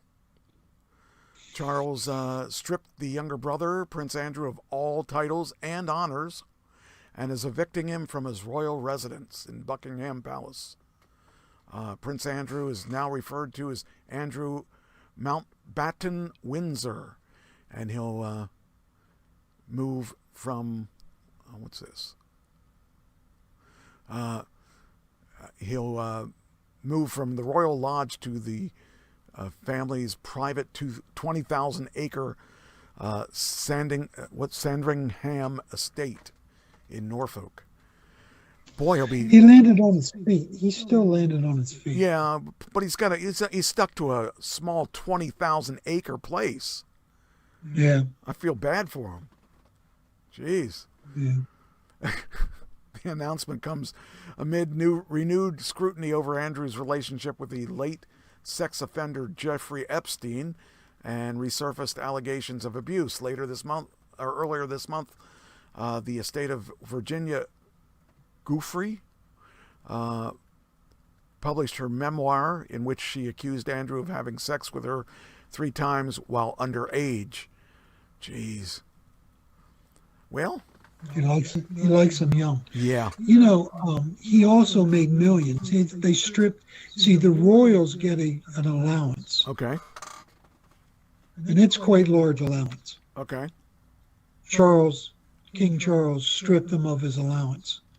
However, through business deals, he rakes in millions over a year. Wow. So he's not hurting. Yeah. That's crazy. I don't know.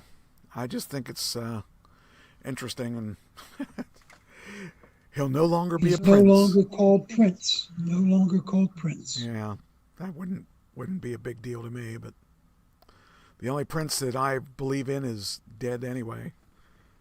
That was the one that did little Red Corvette. Purple Rain. Yep. We were going to do that song in the band, and I was glad we decided not to, because they had me singing it. And you know, the thing is, Prince is hard to duplicate because he did everything by feeling. And only one person could feel like Prince, and that would be Prince.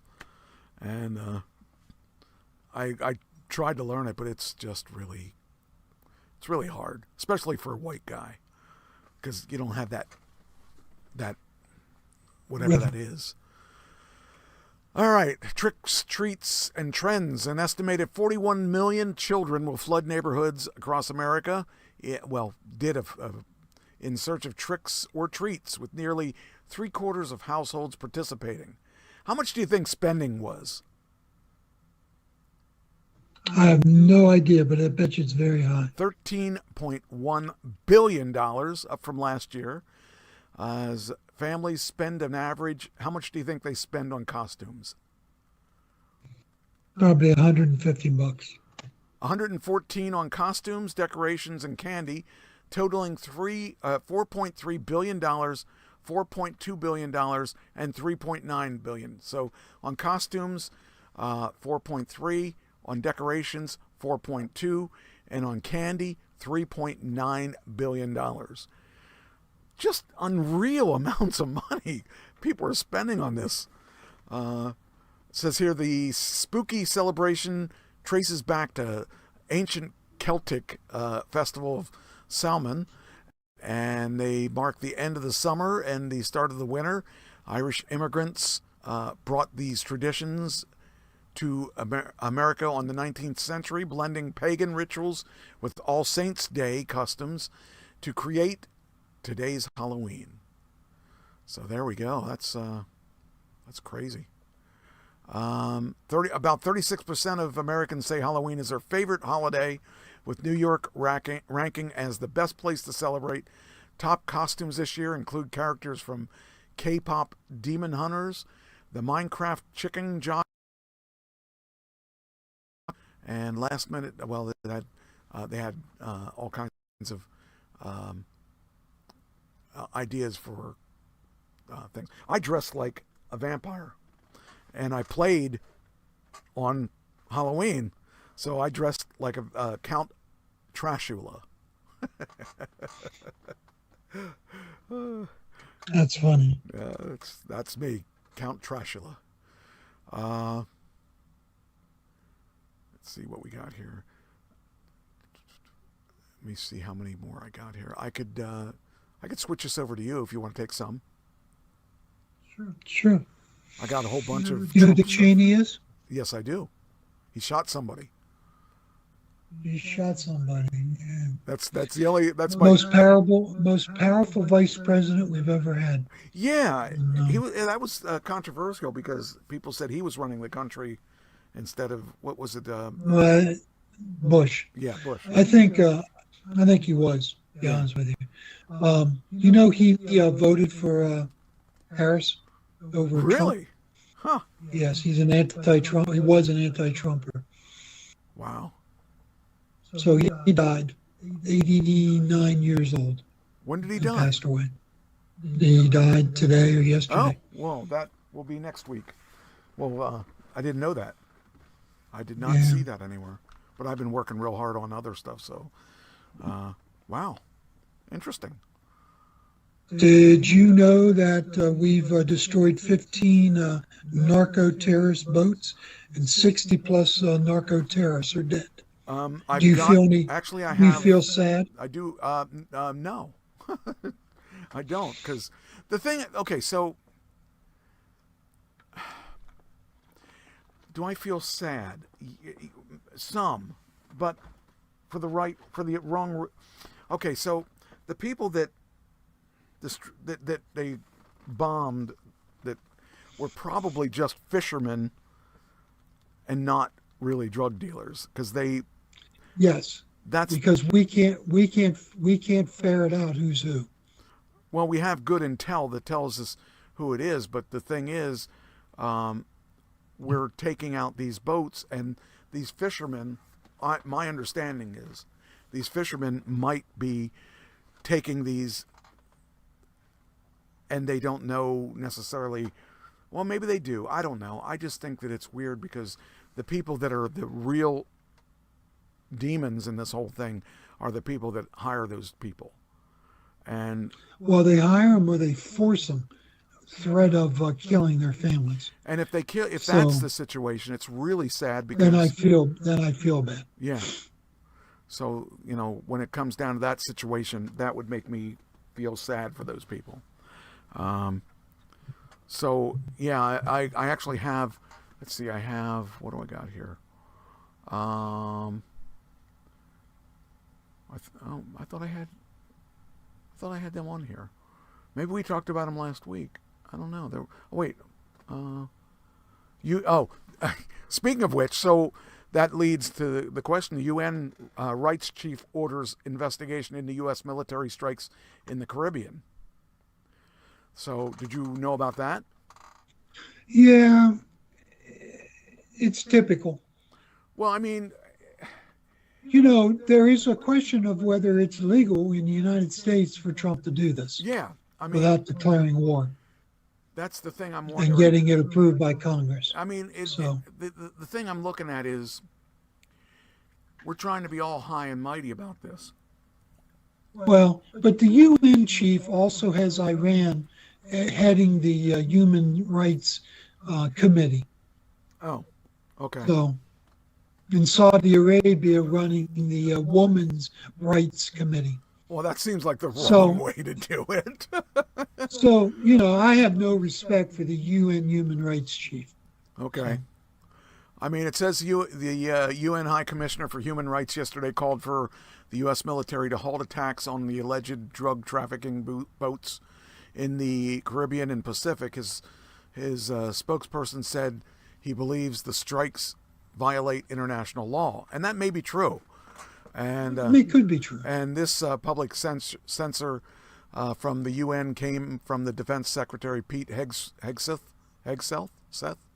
on Wednesday, announced on the 14th strike since September, bringing the death toll to 61. Well, there's been one since. So. Yeah, I mean, and it is rumored that Trump is about ready to go into Mexico with special forces and take out some drug cartel leaders. And see there, I'm not sure. I mean, and that's against international law for sure, and it's against United States policy. Yeah, I mean, so, the thing that bothers me about that stuff is he's declaring war, and he's Mexico's a sovereign country. I think that there may be issues with that. You think? Yeah, I mean, just we'll just declare war on them, and then we'll be the bad guys. I mean, we're going from being the good guys to being the bad guys in that situation, I think. So, I don't know how I feel about that. But then again, when we go to Mexico, if we go as even tourists, we put our lives on the line because the cartel down there is deadly. You know, you step some parts of Mexico is one of the most dangerous places on the planet. And they just killed today an anti-cartel mayor was killed in the street today. If you're anti-cartel, you're signing your own death warrant. Yeah. Yeah, that seems like a problem. And that and Shine Bloom won't do anything about it because she's scared of her own life. Well, she's the president of Mexico. I mean, that scares me somewhat. I got to say that it definitely concerns me. And then we talk about, if you want to talk about the, since we're talking about Trump, it says that ends his Asia tour after agreeing to de-escalate trade tensions with China. Trump agrees to reduce fentanyl-related tariffs with China, delaying rare earth export controls. among other agreements. So, talk about the hardest working man in politics. That's definitely him. You know, whether you like him, you hate him, whatever it is, he's definitely out there doing something. So, you know, I also he warned Nigeria too. Okay, well, let's talk about that for a second. Do you know that the religion that's being the most persecuted in the world is Christianity? Okay, I believe that. Nigeria has killed probably close to 100,000 Christians. Wow. In the last 10 years. Okay. So it is horrible. And they don't, the jihadists don't just shoot them. They behead them. They burn them alive. Right. Yeah. They rape their women. They rape their their young girls, and then they kill them. So this is horrendous, horrible torture. The top 11 countries that persecute Christians in 2004 through Open Doors is Afghanistan, North Korea, Somalia, Libya, Yemen, Eritrea, Nigeria, which is probably at the top of the list this year, wow. Pakistan, Iran, and two friends of America, India and Saudi Arabia. Wow. I did not know that. Yeah. So they're killing more Christians. And the other group that's being persecuted in Nigeria is moderate Muslims. They're being killed right along with the Christians. Wow. And so Trump wants to do something about it, but he's talking about putting boots on the ground. Well, I mean, it talks about, I remember in 2009, the Boko Haram guys. Well, it's Boko Haram's doing this too. Are they still around? Yeah, they're the ones that took all those young girls from an orphanage. Right, yeah. Yeah. Yeah, they're still around. That's crazy. But the jihadists are taking over Western Africa. Mm. And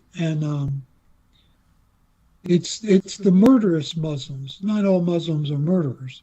This is the murderous Muslims, the fanatics, the extremists. And it's a shame because their entire religion is being damned for 25% of their religion. Right.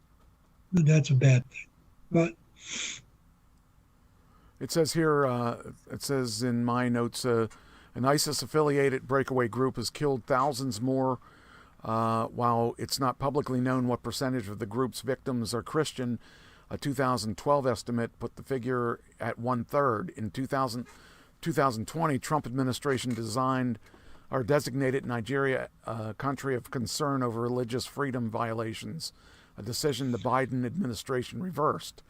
Trump redesignated Nigeria last week as group continues to carry out attacks from its base in the Lake Chad region. The U.S. historically gives roughly $1 billion annually to Nigeria. $1 billion. And Trump is going to withhold it until the Nigerian government does something about it. Well, why are we giving them any money at all? Why should we give any money? Because trying to, it's supposed to be a democracy. In the north of the country are Muslims. In the south are mostly Christians. The jihadists want the whole country to be jihadists. And moderate Muslims who try to defend the Christians are being killed too. So Trump's going to stop giving $1 billion to Nigeria until they do something about it. But Trump has threatened to send in our military. And here you go, a chart. In 2023, $1.02 billion in foreign aid was committed to Nigeria. That's just crazy. And that's through the Biden administration who turned a blind eye to this. I guess you know by now I didn't like the Biden administration. Huh. But really? That's crazy. and I wouldn't have liked the Harris administration either, but that doesn't mean I don't like Democrats. It just means that these are not the good Democrats. Well, I don't have anything against Democrats. I just didn't think that Biden did a good job, and I didn't think that Harris would have done a better job. I don't even think she would have done as good of a job. I want somebody in office that makes decisions and isn't afraid to make decisions that are, as much as I don't like some of them, controversial. He may make some controversial decisions, but he's committed to what his goal is, and he's not going to let people beat him up, and that's for better or for worse. But whereas if we had her, they would have beat her up all sides. No, and especially, as much as I don't want to say it this way, but I will. Nigeria doesn't respect women at all. No, so how don't. would she get anything done there? I just think that it would have been the wrong thing. And I have nothing against a woman being president. I have nothing against a Democrat being president. But they got to be the right person. And it doesn't matter whether they're Republican or Democrat. They have to be the right person. And we didn't have a right person this time. But of the two, we have the right one out of the two. So that's the best way I can explain that. I just think it's weird. It's weird seeing this. But, I just, Nigeria, I've never heard good things out of Nigeria. Majority of scams come out of Nigeria.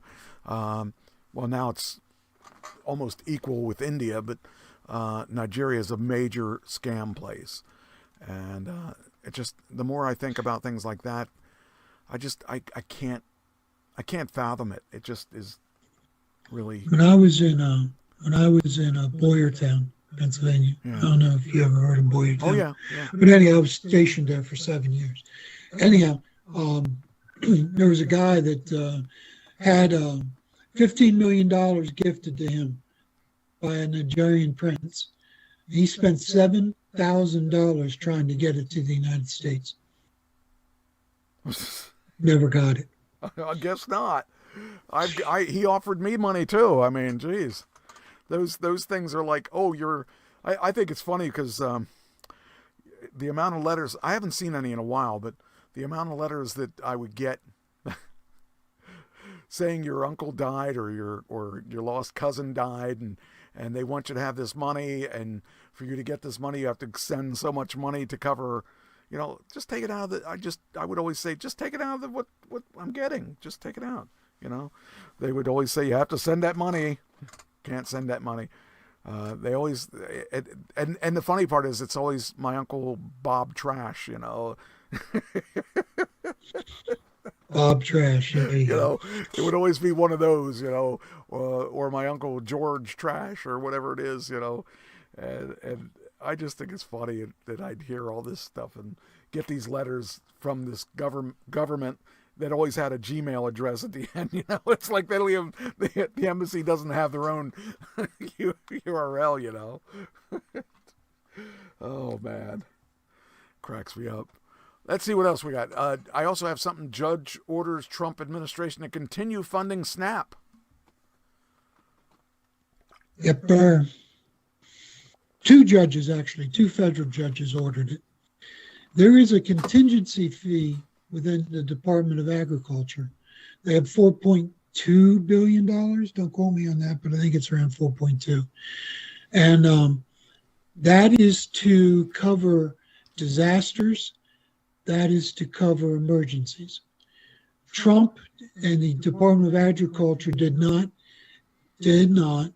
consider government shutdown and no money to pay SNAP welfare, it's food stamps, an emergency. And two federal judges disagreed with the Trump administration and called it an emergency.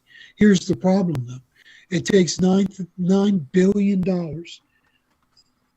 a month for SNAP payments.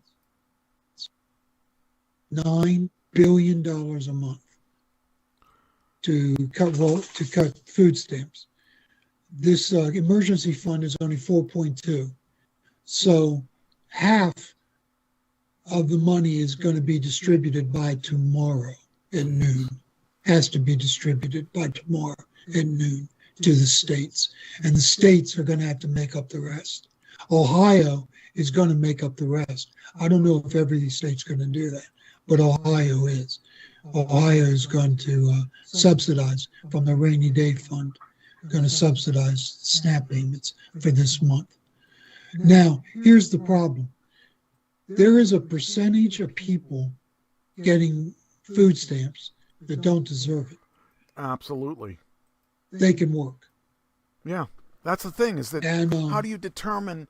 I mean, you know, they should have been taken off it a long time ago. And because they don't want to hurt somebody's feelings or don't want to do the work to figure out who they are, they just give it to everybody. And then who ends up paying it? We do, you know? It should be done right. It should be, there shouldn't be this crap that we're going through, because this is something that should have been done along the way. They should have been qualified, and then, you know, like originally I was on Medicaid for a while because my back was bad, and I had a hard time when I left my job. I had a hard time finding something I could work because I was not able to work at that point. And they had me on Medicaid or Medicare. Which one is it? Medicare. Which one is it? Medicaid, yeah. Medicaid. For a while, and then they took me off it because then I started working doing things that I qualified for my retirement and all that stuff, and so I was taken off of it. How many people are like that don't get taken off of it? There are a lot of them. So I don't know. I just think that it's crazy that we don't know who those we can't figure those people out. Why can't we figure those people out? Why can't we figure out who's getting paid that shouldn't get paid? Like if you had gone on Facebook, or not Facebook, on YouTube, when they first started talking about taking benefits away, all these women that were talking about, I'm going to lose my benefits and all this stuff. I've got 7 children, whatever it is. It's like, well, how many of you people are alive just to have children? Because apparently there's a lot of them. Or some people would say, how dare you tell me what I can buy my kids with this money? Well, yeah, well if I'm giving you money, I think I should have some say as to what you can spend it on. The Bible tells us a couple things. Number one, they tell us to take care of the indigent people. Okay. Okay. Number two is the Bible says, if you don't work, you don't eat. Okay. It is hard to ferret out in that $9 billion who is who, because it's difficult. You have to exert some effort to determine who deserves this money and who doesn't. Right. It's not working. No one's doing it because there's a lot of people that can work that are getting food stamps. That's what I'm saying. And geez, they feel like they deserve it. They feel like they are entitled to this, and a lot of times they aren't. The Bible also says that family should take care of family. So I heard this one woman said, my mother will die if she doesn't get her food stamps. Take care of your mother. Why should the government take care of your mother? Your family, you take care of your mother. It's a biblical principle that families take care of family. Your widows who have no family should be on the roll. And the other problem is, this is very personal to me, the church abdicated their responsibility because the church should be taking care of the poor, not government. We we abdicated our biblical responsibility to take care of the poor. But the church doesn't have the money, the resources. Well, you know why? 'Cause It's just like the Salvation Army. Salvation Army started taking government money, so the coffers dried up because God turned his back on the Salvation Army because the government tells you whether you can evangelize or not. We took government money, and we're that you can't talk about Christ. It's unreal. And the coffers dried up, and we can't run the programs anymore. Okay. So, you do things God way, God provides. If we would have told the government we'll take care of the poor, the church would have enough money to take care of the poor. The real poor. I mean, the people that need it. Right. Not the people that use it, the people who need it. There's users and abusers out there. They need to be ferreted out from government largesse because it's a waste of money. Because they just refuse to work. These kids, man, they grow up in the inner city. They look at food stamps, WIC, they look at welfare, and they look at payments for children as a way to survive. And they grow up saying, that's what I'm going to do. Yeah. I'm going to have kids Right. to survive. It's unreal. And that's just wrong. Yeah, I'm right with you. It's one of the reasons, Patty and I burned out of social services because of the users and abusers out there. We got tired of being called racist when we turned them down for something. Right. And we got tired of being taken advantage of. A lot of programs you can only get help once a year, like energy payments for we have Duke Energy out here. Okay. So Duke Energy has a program where you can pay a bill. It's for people who get behind. Right. It's for people who had an emergency and couldn't pay their bill a month. So you pay the bill for them. They have written down in their calendar when they can get another payment. Wow.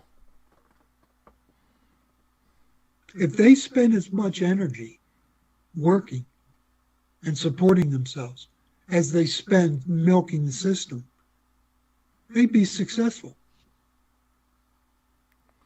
They know when they can go to an agency and get help from them. It's in their calendar. Jeez. That's crazy. Because they show up.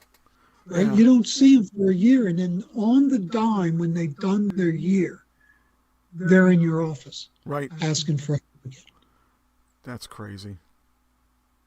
That's what irritated my wife and I. I bet. That drove us to retire early. One of the reasons we retired early is because I was burned out. Just tired of it. 10 people come in to get help. 3 are going to die if you don't help them. Right? The rest are users and abusers. That's crazy. I spent my entire career working with this population, and I feel sorry for the people who need it. I'll give them the short of my back, the people that need it. There are indigent people out there who cannot work, Right. that don't have any way to earn money. They need help. Church help, government help. They have to live on it. They need the help. But that's not who gets $9 billion Right. out of the government for welfare payments. All those people do not need the help. That's crazy. But yeah, that's the thing is that I'm done ranting and raving. The thing is that those are the people that hurt it for everybody else. That go out there and abuse the system, and then the people that need it can't get it. It's just sad. It is sad, Mike. So I'm done ranting now. Okay. Next topic. The next rantable topic. Oh yeah, that's the Oh yeah, that's another part of that Snap thing. I had 2 articles on the Snap, but I mean, you pretty much covered that. So we don't need any more of that. We'll get rid of this. Delete. Come on, delete it. Delete it. Delete it.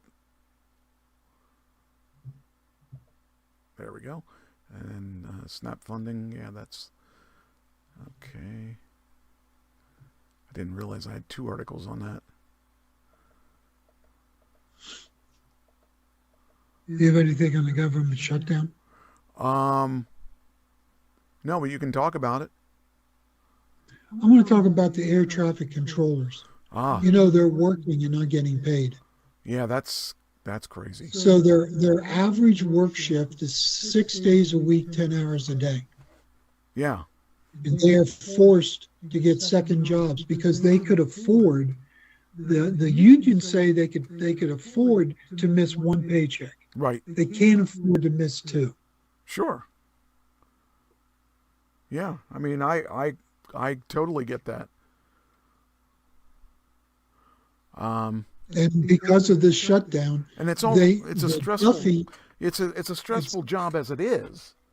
And that's the weird thing about it is that's probably one of the most stressful jobs out there is what they do, and that's just under normal circumstances. Now you're talking about having to have another income, and that's adding stress on top of that. they're driving Uber Eats and they're Yeah. doing Lyft and they're doing all kinds of jobs that 6 hours a day trying to get income, and they're sleeping.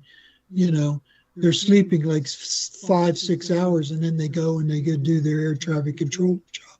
So Duffy, the head of transportation, said that they're going to cut flights. They're going to start cutting back on flights pretty much this week. And it's going to be logjam at airports because people are going to lose their reservations because air traffic controllers can't handle the crunch because they're calling off sick. You know, they randomly call off sick. It's like what do they call it when cops do it? Blue. I don't know, but anyhow, it's organized sick days. Trying to get rest, trying to be able to function, and there's not enough air traffic controllers in towers to safely administer all the planes that we're asking them to do. Yeah. So the whole airline industry, well, airlines are stepping up because I think airlines are going to start paying air traffic controllers. Well, I hope But- so. I hope so. The thing is, they're still making money. Because that's right, they're government employees. They're government employees. So how do they get paid? They get paid through the federal government, and the federal government shut down. But where does the federal government get paid for them? In other words, they got to get paid from Taxes. Really? That they don't get paid from the airport? No, they get paid through government taxes. Air traffic controllers and TSA Yeah. are government workers. Well, They're TSA, government. I wouldn't care if they got rid of them. I hate them guys. Although, since I got my thing where I can get through the Fast Pass thing, that's a lot better. Yeah, that's what my wife has. She'd fly home for 2 years when she was in Pennsylvania. Yeah. She got the fast pass, and that worked pretty It good. does work. But- It's awesome. Definitely awesome. But, these government workers too, I mean, I'm not a great fan of government workers per se, in general. But these people, they're going on their second, third paycheck now. 35 days, they're on their third paycheck. I'm not getting it. And a lot of people, they don't have a cushion. Right. 90% They live of paycheck people to out there. paycheck. Most people don't. I mean, I don't know They what don't they have pay. cushion. I don't know what they pay the air traffic controllers, but I would imagine they're probably not getting paid like they're not getting paid What they deserve. Yeah, because that's a high pressure job, and I wouldn't want to. That's not something I would want. especially if you're not getting paid because the government shut. Are they going to get paid back wages? Some will. See, that's the thing. Congress has to vote whether they're going to pay them back wages or not. And that should be a no-brainer, because it's not their fault that they're not getting paid. It's,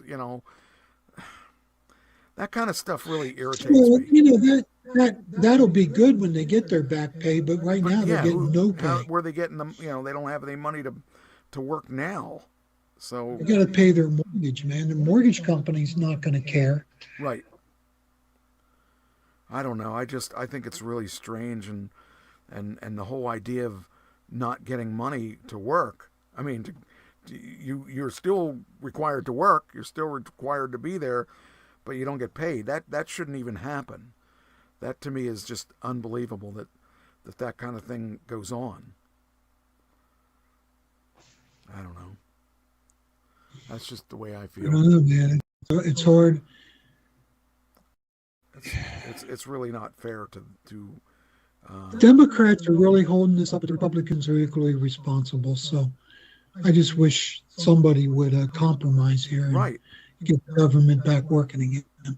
Yeah, I mean it's really not fair to the employee to have to work for nothing, and you have bills to pay. You can't. You lose money, and you're going to be late in your bills, and it's just not right when you didn't deserve that. It'd be one thing if you did something wrong and didn't show up to work and didn't get paid and all that, but if you're doing what you're supposed to do and you're still, I really feel bad for them. So that's a whole other thing. In our military, because they're not getting paid either. Right. But they're going to be paid. They're not going to be paid, but they're at least getting fed. Don't have to, if they're in the military. They can eat on base. Yeah. But here's the problem, though. Many of our lower echelon military, E1s to E4s to, they're on welfare. Mm. They get welfare. Food stamps, I mean. They get food stamps because they don't make it. Right. And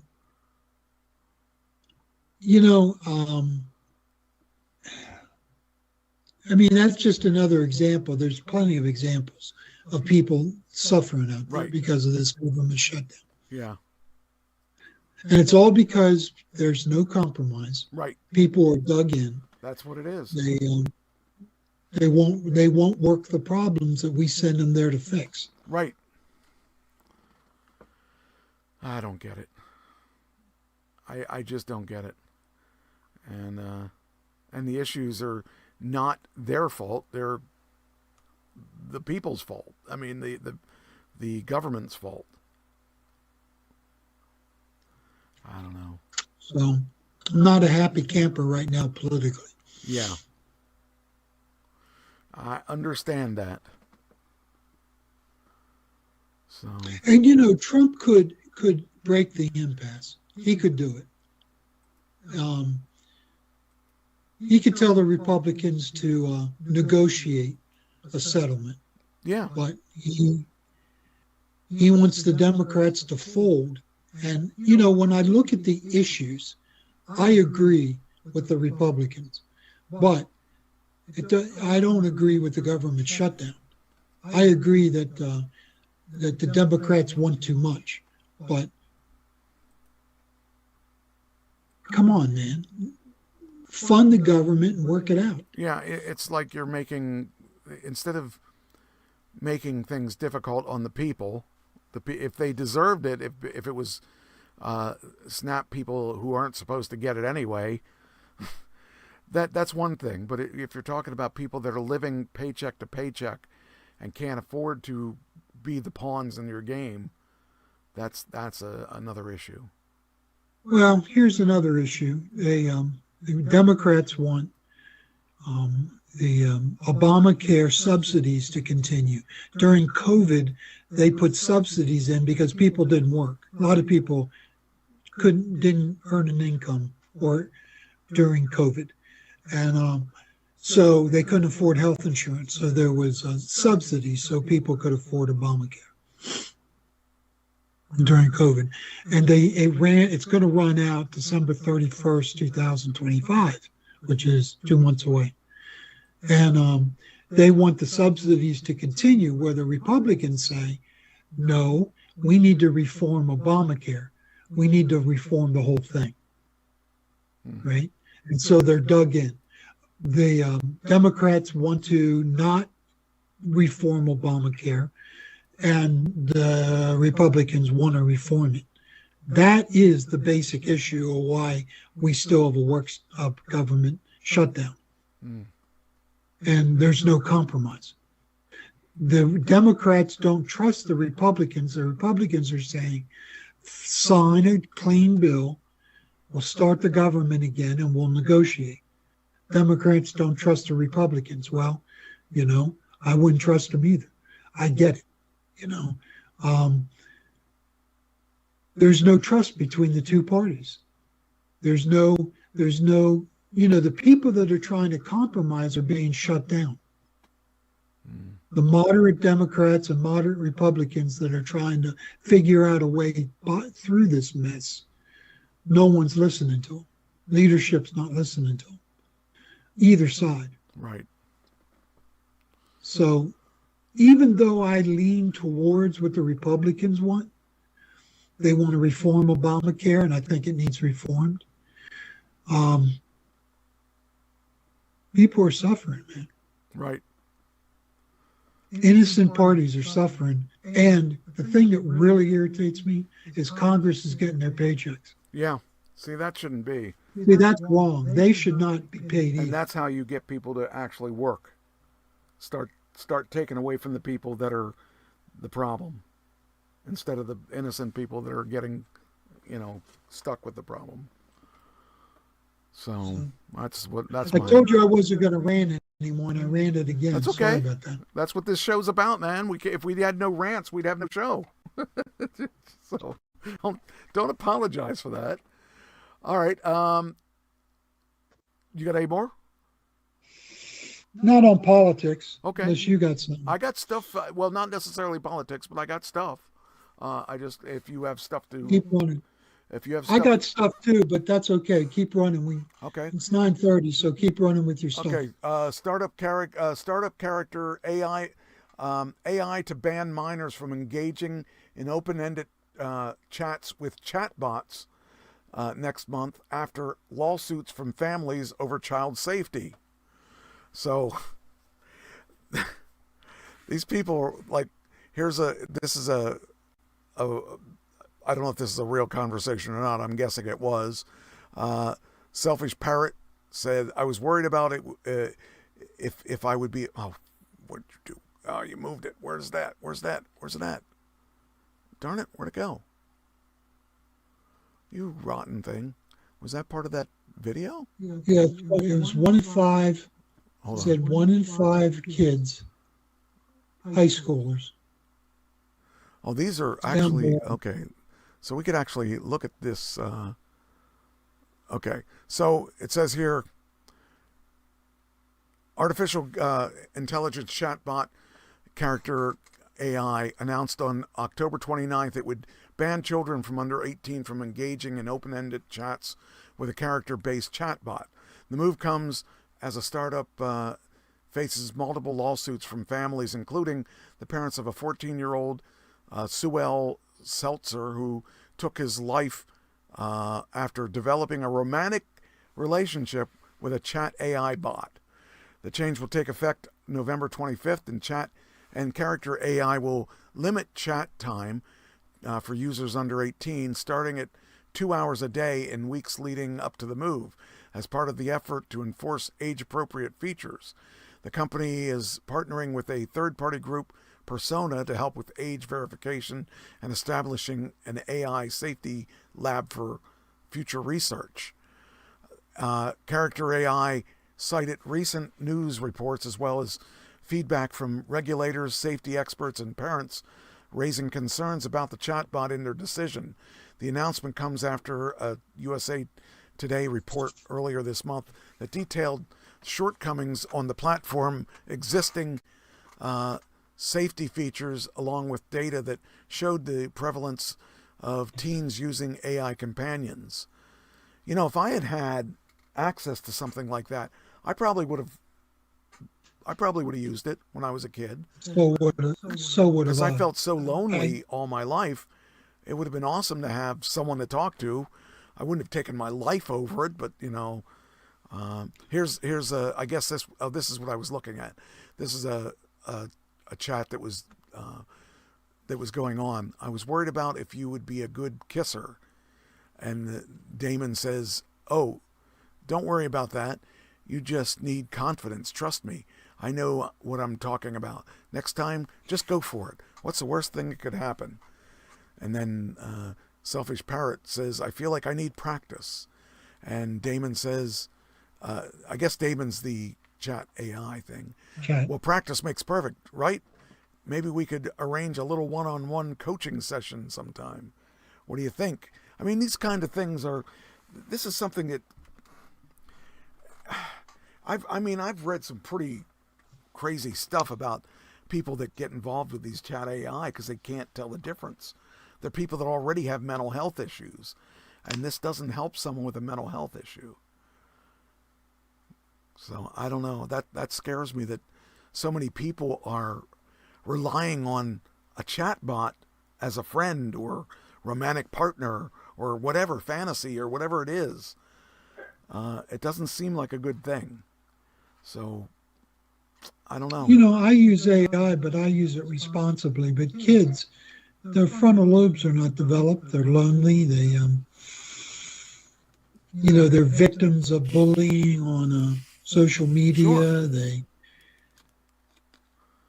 I get why they turn to it. Sure. I would probably turn to it too when I was a kid. I think parents need to be more active in knowing what their kids are doing, though. Well, see, bad parenting is one of the major reasons why this is happening, because they're not involved in their kids' lives. Right.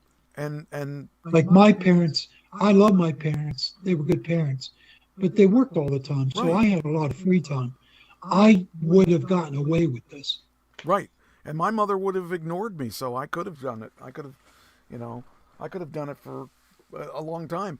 My dad wouldn't have paid any attention either. In fact, my dad probably would have been involved in it too, because I remember when I first had my first computer, he didn't understand it, but yet I ended up catching him playing when I wasn't around. Like I'd show up and he'd be sitting behind it learning computers, and it was just really funny to see this steel worker who had no knowledge of computers, and he started looking at it and trying to figure it out, but he never really would have stopped me, and he never would have tried to stop me. He ignored me too much to try to stop me, but he had a fascination with what fascinated me about it. I thought that was kind of neat. But yeah, I'd have been a guy that was a gamer, watching TV all the time, doing games on video games. Yeah. And having no life. Right. Sure. Me too. That would have been me. Yeah. I no doubt. All right. Next thing. There we go. Okay. Next thing is. Mike, one question about this before you go on. Yeah. How can they verify if you're under 18? I mean, how can you could lie? How do they make sure? Credit cards. Okay. They would check driver's license against, like I've had a situation where I had to verify who I was. I had to give them a picture of me with my driver's license in the same picture, so they could see that was me. Therefore, I had to be at least, whatever age. That's Okay. the only way I know of that they could do it. Plus, I think there's verification services available. I don't know how they verify unless they make you do the same thing for them, and then you don't have to give your driver's license to everybody. Just go to this service, and they verify whether or not you're that age. So that would be probably one of the ways you could do it. Now, of course, if you're a city guy and you don't have a driver's license, obviously you got to think of something else that works. Your state ID. Right, Get a state something ID. like that, yeah. But even a lot of the guys that live in the city don't use a state ID either. I don't know. Other than Well, they got to have one because they get carded at bars. They got to have something. That's true. Yeah. Yeah. That's an interesting concept, though. I the thing is, if you think about it, if the kid's unstable enough that he would kill himself over a chat AI, chances are he's unstable enough that he would kill himself over something else too. So you got to figure out who those people are, and you got to stop them from not necessarily. This isn't the only thing. They're pointing the finger at this, but this isn't the problem. This is something that becomes a problem because of the problem, but it's not the problem. The kid had some kind of issues before, so we got to take a look at the bigger picture.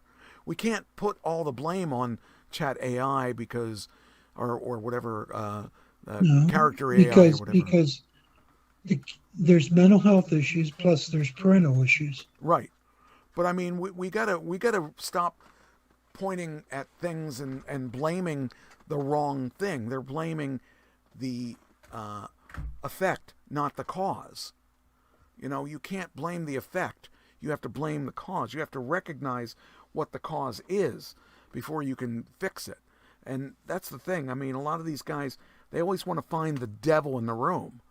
The devil in the room isn't necessarily the chat program, but it's the parents aren't paying attention to the kid, letting the kid do whatever he wants to do, or the kid's hiding things from him. That's not going to solve the problem. The problem is you need to recognize that the kid is got issues that he has to deal with. The effect is whether he kills himself or has a low self-esteem or whatever it is, but that's not the problem. The problem is we got to find what is causing that kid to be and not just kid, that person to be having problems. And that's the thing, is that we're not addressing the right thing, I think. So well, it's a step in the right direction to have an age verification, but I don't think that, what I'm saying is, 18-year-olds are as dumb as 15-year-olds. What I'm saying is that we're talking about these kids, but this chat verification thing will make it harder for the kids to get it. But when we're targeting kids on this, but it's all ages of people. The people that are having these issues as they get older, I mean, the older people that have the same issues and aren't going to have parental people watching over them are going to still have that thing that it will eventually, they may kill themselves or cause harm to themselves. Like I said, we're not addressing the problem. We're addressing the answer to the problem, or the effect of the problem. And I think the problem is much bigger than what they're addressing, because we're only talking about children. And there's the thing is, we've talked a couple weeks ago about an adult that was doing this, that was killing himself because of a chat AI girlfriend or whatever. It's a much bigger problem, the mental health overall of people. And the other thing is the parents neglect, or friends neglect, or whatever it is. These are lonely people that are having these issues. And chat AI in general, AI is meant to uplift you.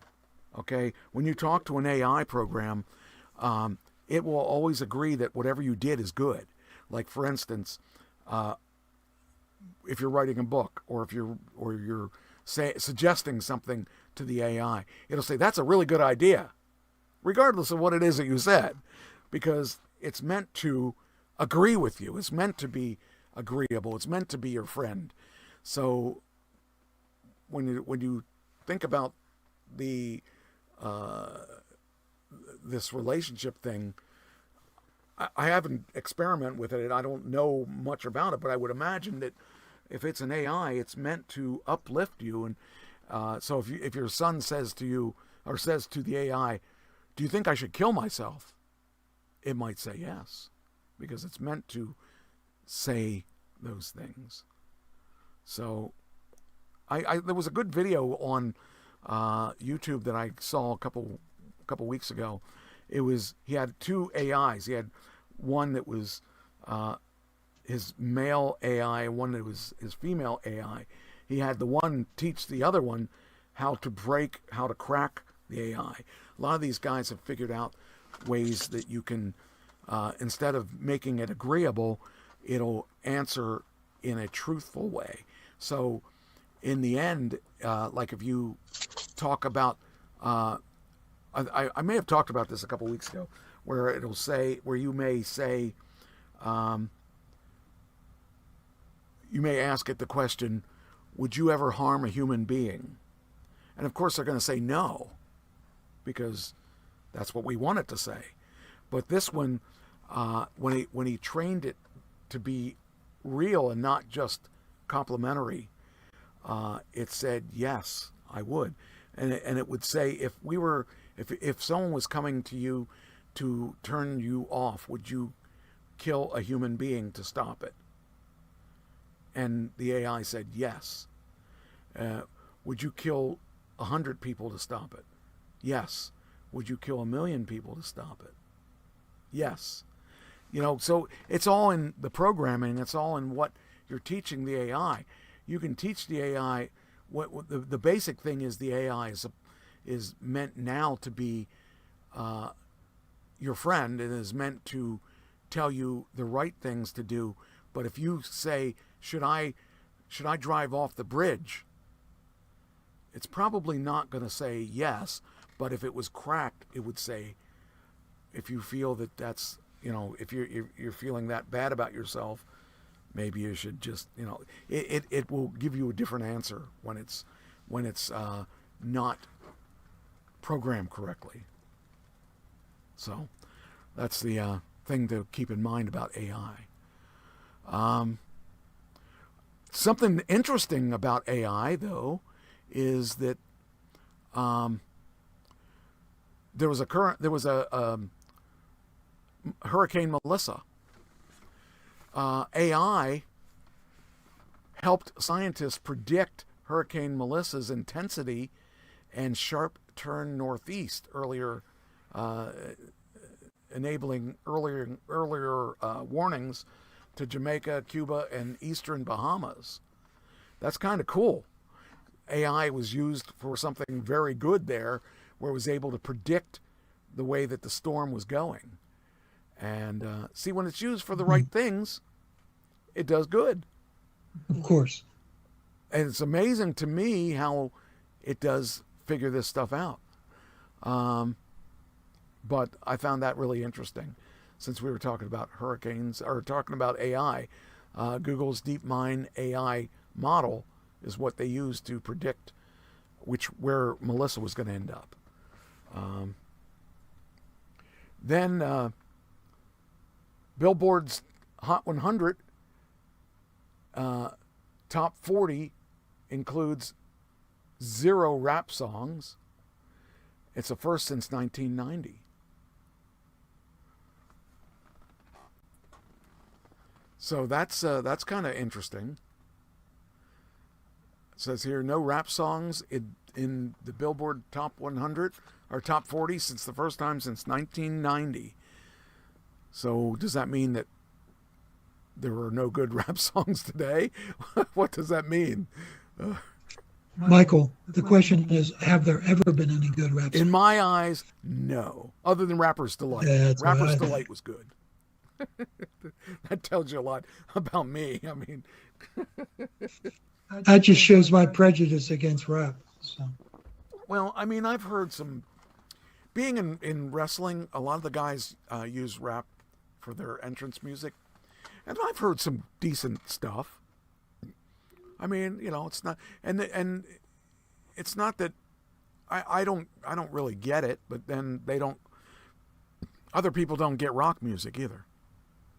So I guess it's what you're used to hearing. I love the blues. I love The blues? and not, We did, not a lot of people into the blues. We did a couple ZZ Top blues songs. Waiting for the There bus. you go. Waiting for the bus. And, Waiting for the bus. Jesus, what was it? Just left Chicago. Yeah, Jesus left, those two just left songs Chicago. together, we did those. It was kind of fun, and the people enjoyed it too. It was fun. I don't like necessarily singing. Just the riding the was it which one's which? Wait, which one? Jesus left Chicago. No, the first song, Waiting for the Bus. That one's a little hard to sing because he does he does that not where I thought it would be. I have to add 2 beats to what I thought it would be, and then I'm right. But it's really off from what I would expect it to be. Are you saying you had trouble with Billy Gibbons, or you had trouble with that song? I think Billy Gibbons, the way he did it, yeah. Okay. But, Anyway, Universal Music Group settles a copyright lawsuit against AI generation platforms. Udio partners with Stability A to develop music creation tools. So, there's going to be a lot more of these lawsuits going because AI is developing a lot of songs. And who gets credit for it, So that's a thing that is an issue with a lot of people. Here's another one that I think is really cool and probably most interesting of all the articles we talked about today. Tesla's Roadster may launch before 2026, which doesn't give it much time, and it's supposedly able to fly. I don't know if I believe that, but Elon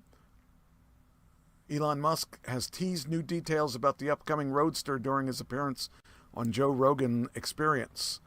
The information suggests the car could debut technology that breaks from standard car design.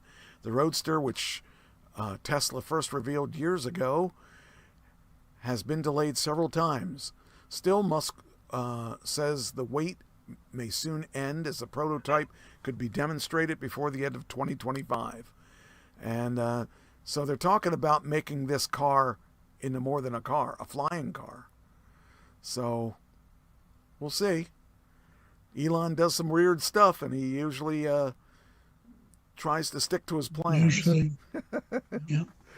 So who knows? I think that'd be really cool. I would love to have a flying car. That would get me places. Imagine if I could fly to New Jersey to my school. I'd be a lot quicker than driving. Well, probably.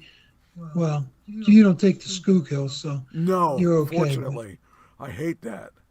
But but on the other side of Philadelphia, the eastern side of Philadelphia, you have to take New Jersey Turnpike. Yeah, but it gets pretty bad. I mean, it does get bad. I would like to see something happen where I don't have to worry about running into cars and the turnpike. Imagine they can't charge us for the turnpike if we don't take the turnpike. So that's reason enough right there. But that'd be cool, and it's going to happen eventually. We're going to have these cars that are flying. But imagine what the price point would be. It would be expensive. But the Roadster is a small car, and it was $250,000 for that car. It's been delayed several times because it's an expensive car, and they need to make the cheaper cars so that they can make the expensive cars. So use the volume of that to make the others. Okay, what else we got? What time is it? 9:53. We still got 9:53. We're doing good, and we started on time too. Kind of scary. Let me go back to the other page. Oh, yeah, this is interesting. Disney channels go dark on YouTubeTV after failed talks. So Disney decided that if you guys aren't going to play, we're not going to pay. We're not going to play. So they have the YouTube TV, and Disney said, we want more money. So Disney's going dark on YouTube TV. Channels owned by Walt Disney Company include ABC, ESPN, Disney Channel, Freeform, and others will be pulled from Google-owned pay TV service after the two sides failed to come to terms on a new carriage agreement ahead of the deadline. With NBC and ABC pulled, the YouTube TV subscribers may need to seek alternatives for their college football, NFL, or NBA fix. YouTube TV says that if Disney channels remain off the platform for an extended period of time, they will give customers a $20 monthly credit. So that's a lot of channels to... Well, that's nice because I pay a lot of money for YouTube TV. Sure. Is that what you use? Yep. Okay. Unfortunately, Google's YouTube TV has chosen to deny their subscribers the content they value the most by refusing to pay fair rates for their channels, including ESPN and ABC. Disney spokesperson said without a new agreement in place, their subscribers will not have access to our programming, which includes the best lineup in live sports, anchored by NFL, NBA, and college football, with 13 of the 25 teams playing this weekend with a $3 trillion market cap. Google is using its market dominance to eliminate competition and undercut the industry standard terms. Last week, Disney used the threat of a blackout of YouTube TV as a negotiating tactic to force terms that would raise prices on our customers. Now you're following through on that threat, suspending their content on YouTube TV. This directly harms our subscribers without benefiting their own live products. So, yeah. Well, it's a shame. I don't watch anything on ABC, so it won't affect me directly, except ESPN has Monday Night Football. So and that's gone. This sucks on the YouTube thing, or on the ESPN thing too, because the WWE pay-per-views are on there. But there are ways to get them other than that, other than subscribing. So VPNs. Yes, and it works. It's a pain in the butt, but it does work. And the thing that's funny about it is that the reason I even know about it is that Stephanie McMahon tried it and told everyone. So that seems counterproductive to do when your company is the one that making money, and they told her how to get it for free. Yeah. Because she squealed on herself. Well, she didn't squeal on herself because they'll still get their money. They'll get money from ESPN, but ESPN will lose money. So I thought that was not a good idea. Probably should have had somebody else leak it. So, yeah. Amazon ad. Well, I left. I used to watch Major League Baseball Network. It was the same thing. Yeah. YouTube TV wouldn't pay what they needed. Right. That's crazy. I forgot about this one. FBI arrests on suspicion of plotting a Halloween attack. Did you hear about that? Yeah, two jihadists. I forget what they were going to do, but they were going to plan. 5 people arrested. What were they going to do, Mike? 5 people arrested. FBI Director Kash Patel says a potential terrorist attack targeting Halloween weekend in Michigan was thwarted by the FBI on Friday morning.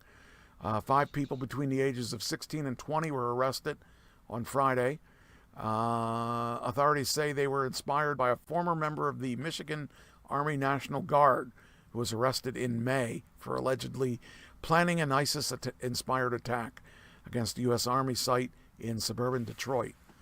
Amar Abdul-Majid Muhammad Sayed, 19, was accused of providing support for a planned attack on the U.S. Army's tank, automotive, and armaments command facility at the Detroit Arsenal.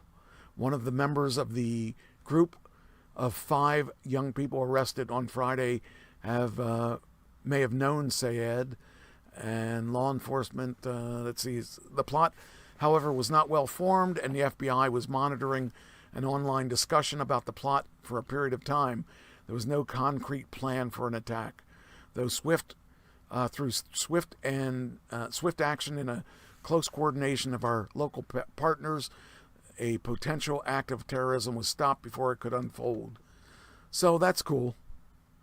You know, I just don't get it why people would be, you know, the people that would get hurt are generally, that would have been kids.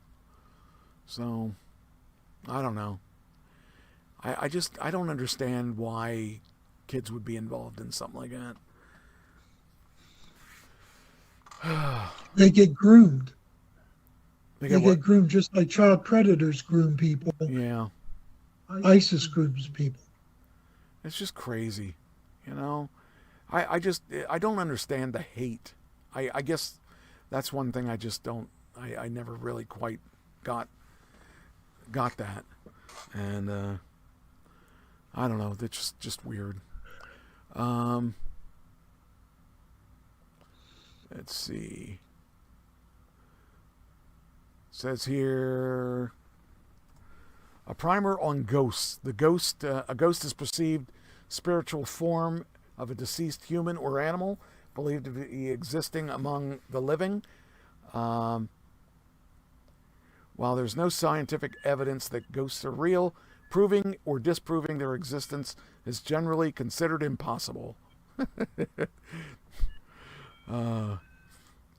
Just crazy. 19th century Americans used technology to prove the existence of ghosts. In the 19th century, following technological advancements like a telegraph, photograph, and others, efforts were made to capture proof of ghosts. I wish people would just realize they aren't real. When you're dead, you're dead.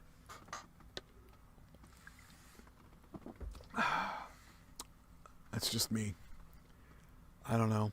More than half of American adults believe in the afterlife. I would assume mean like a head of some sort. The oldest recorded ghost drawings comes from ancient Babylon.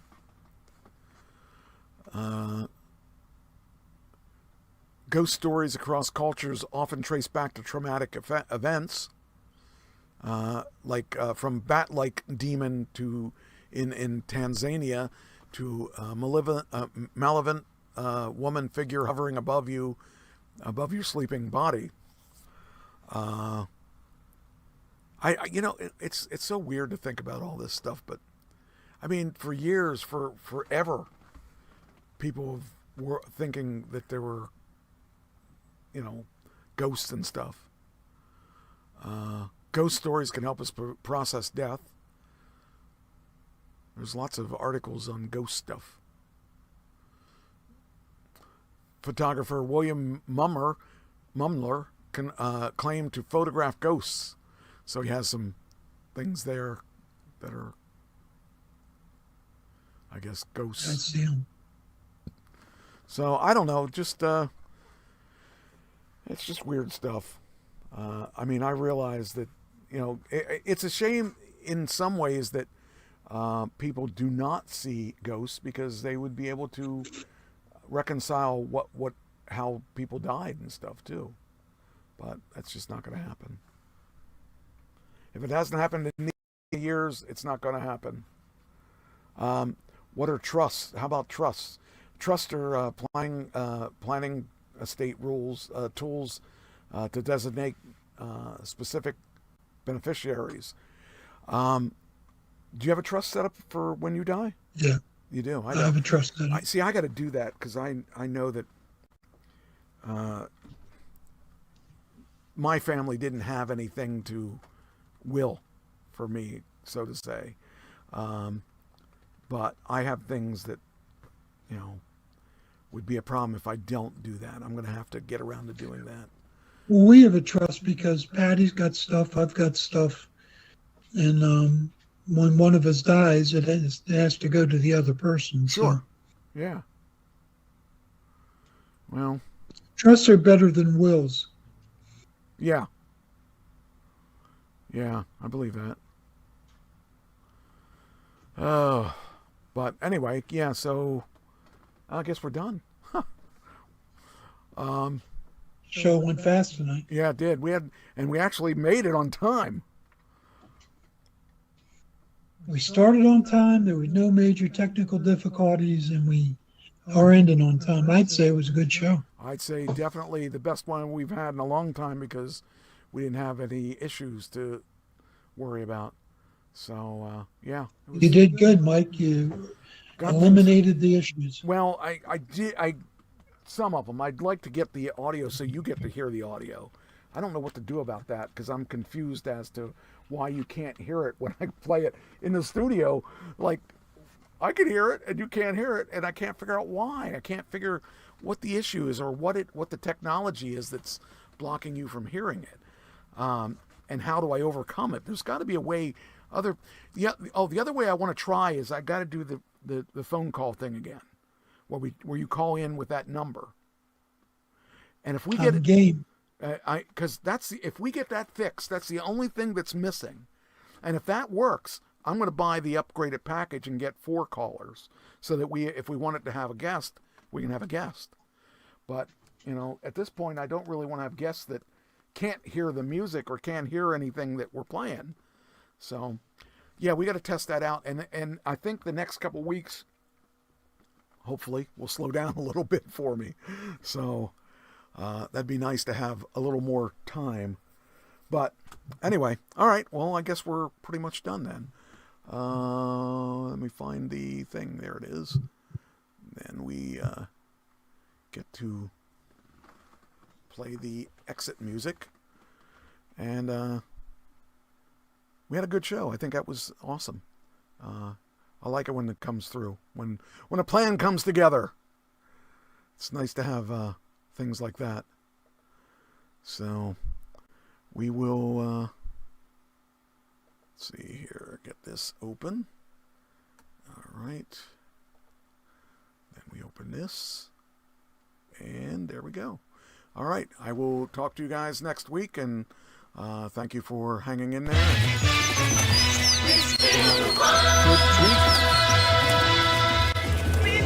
I can get this open. See you next week. See you next week.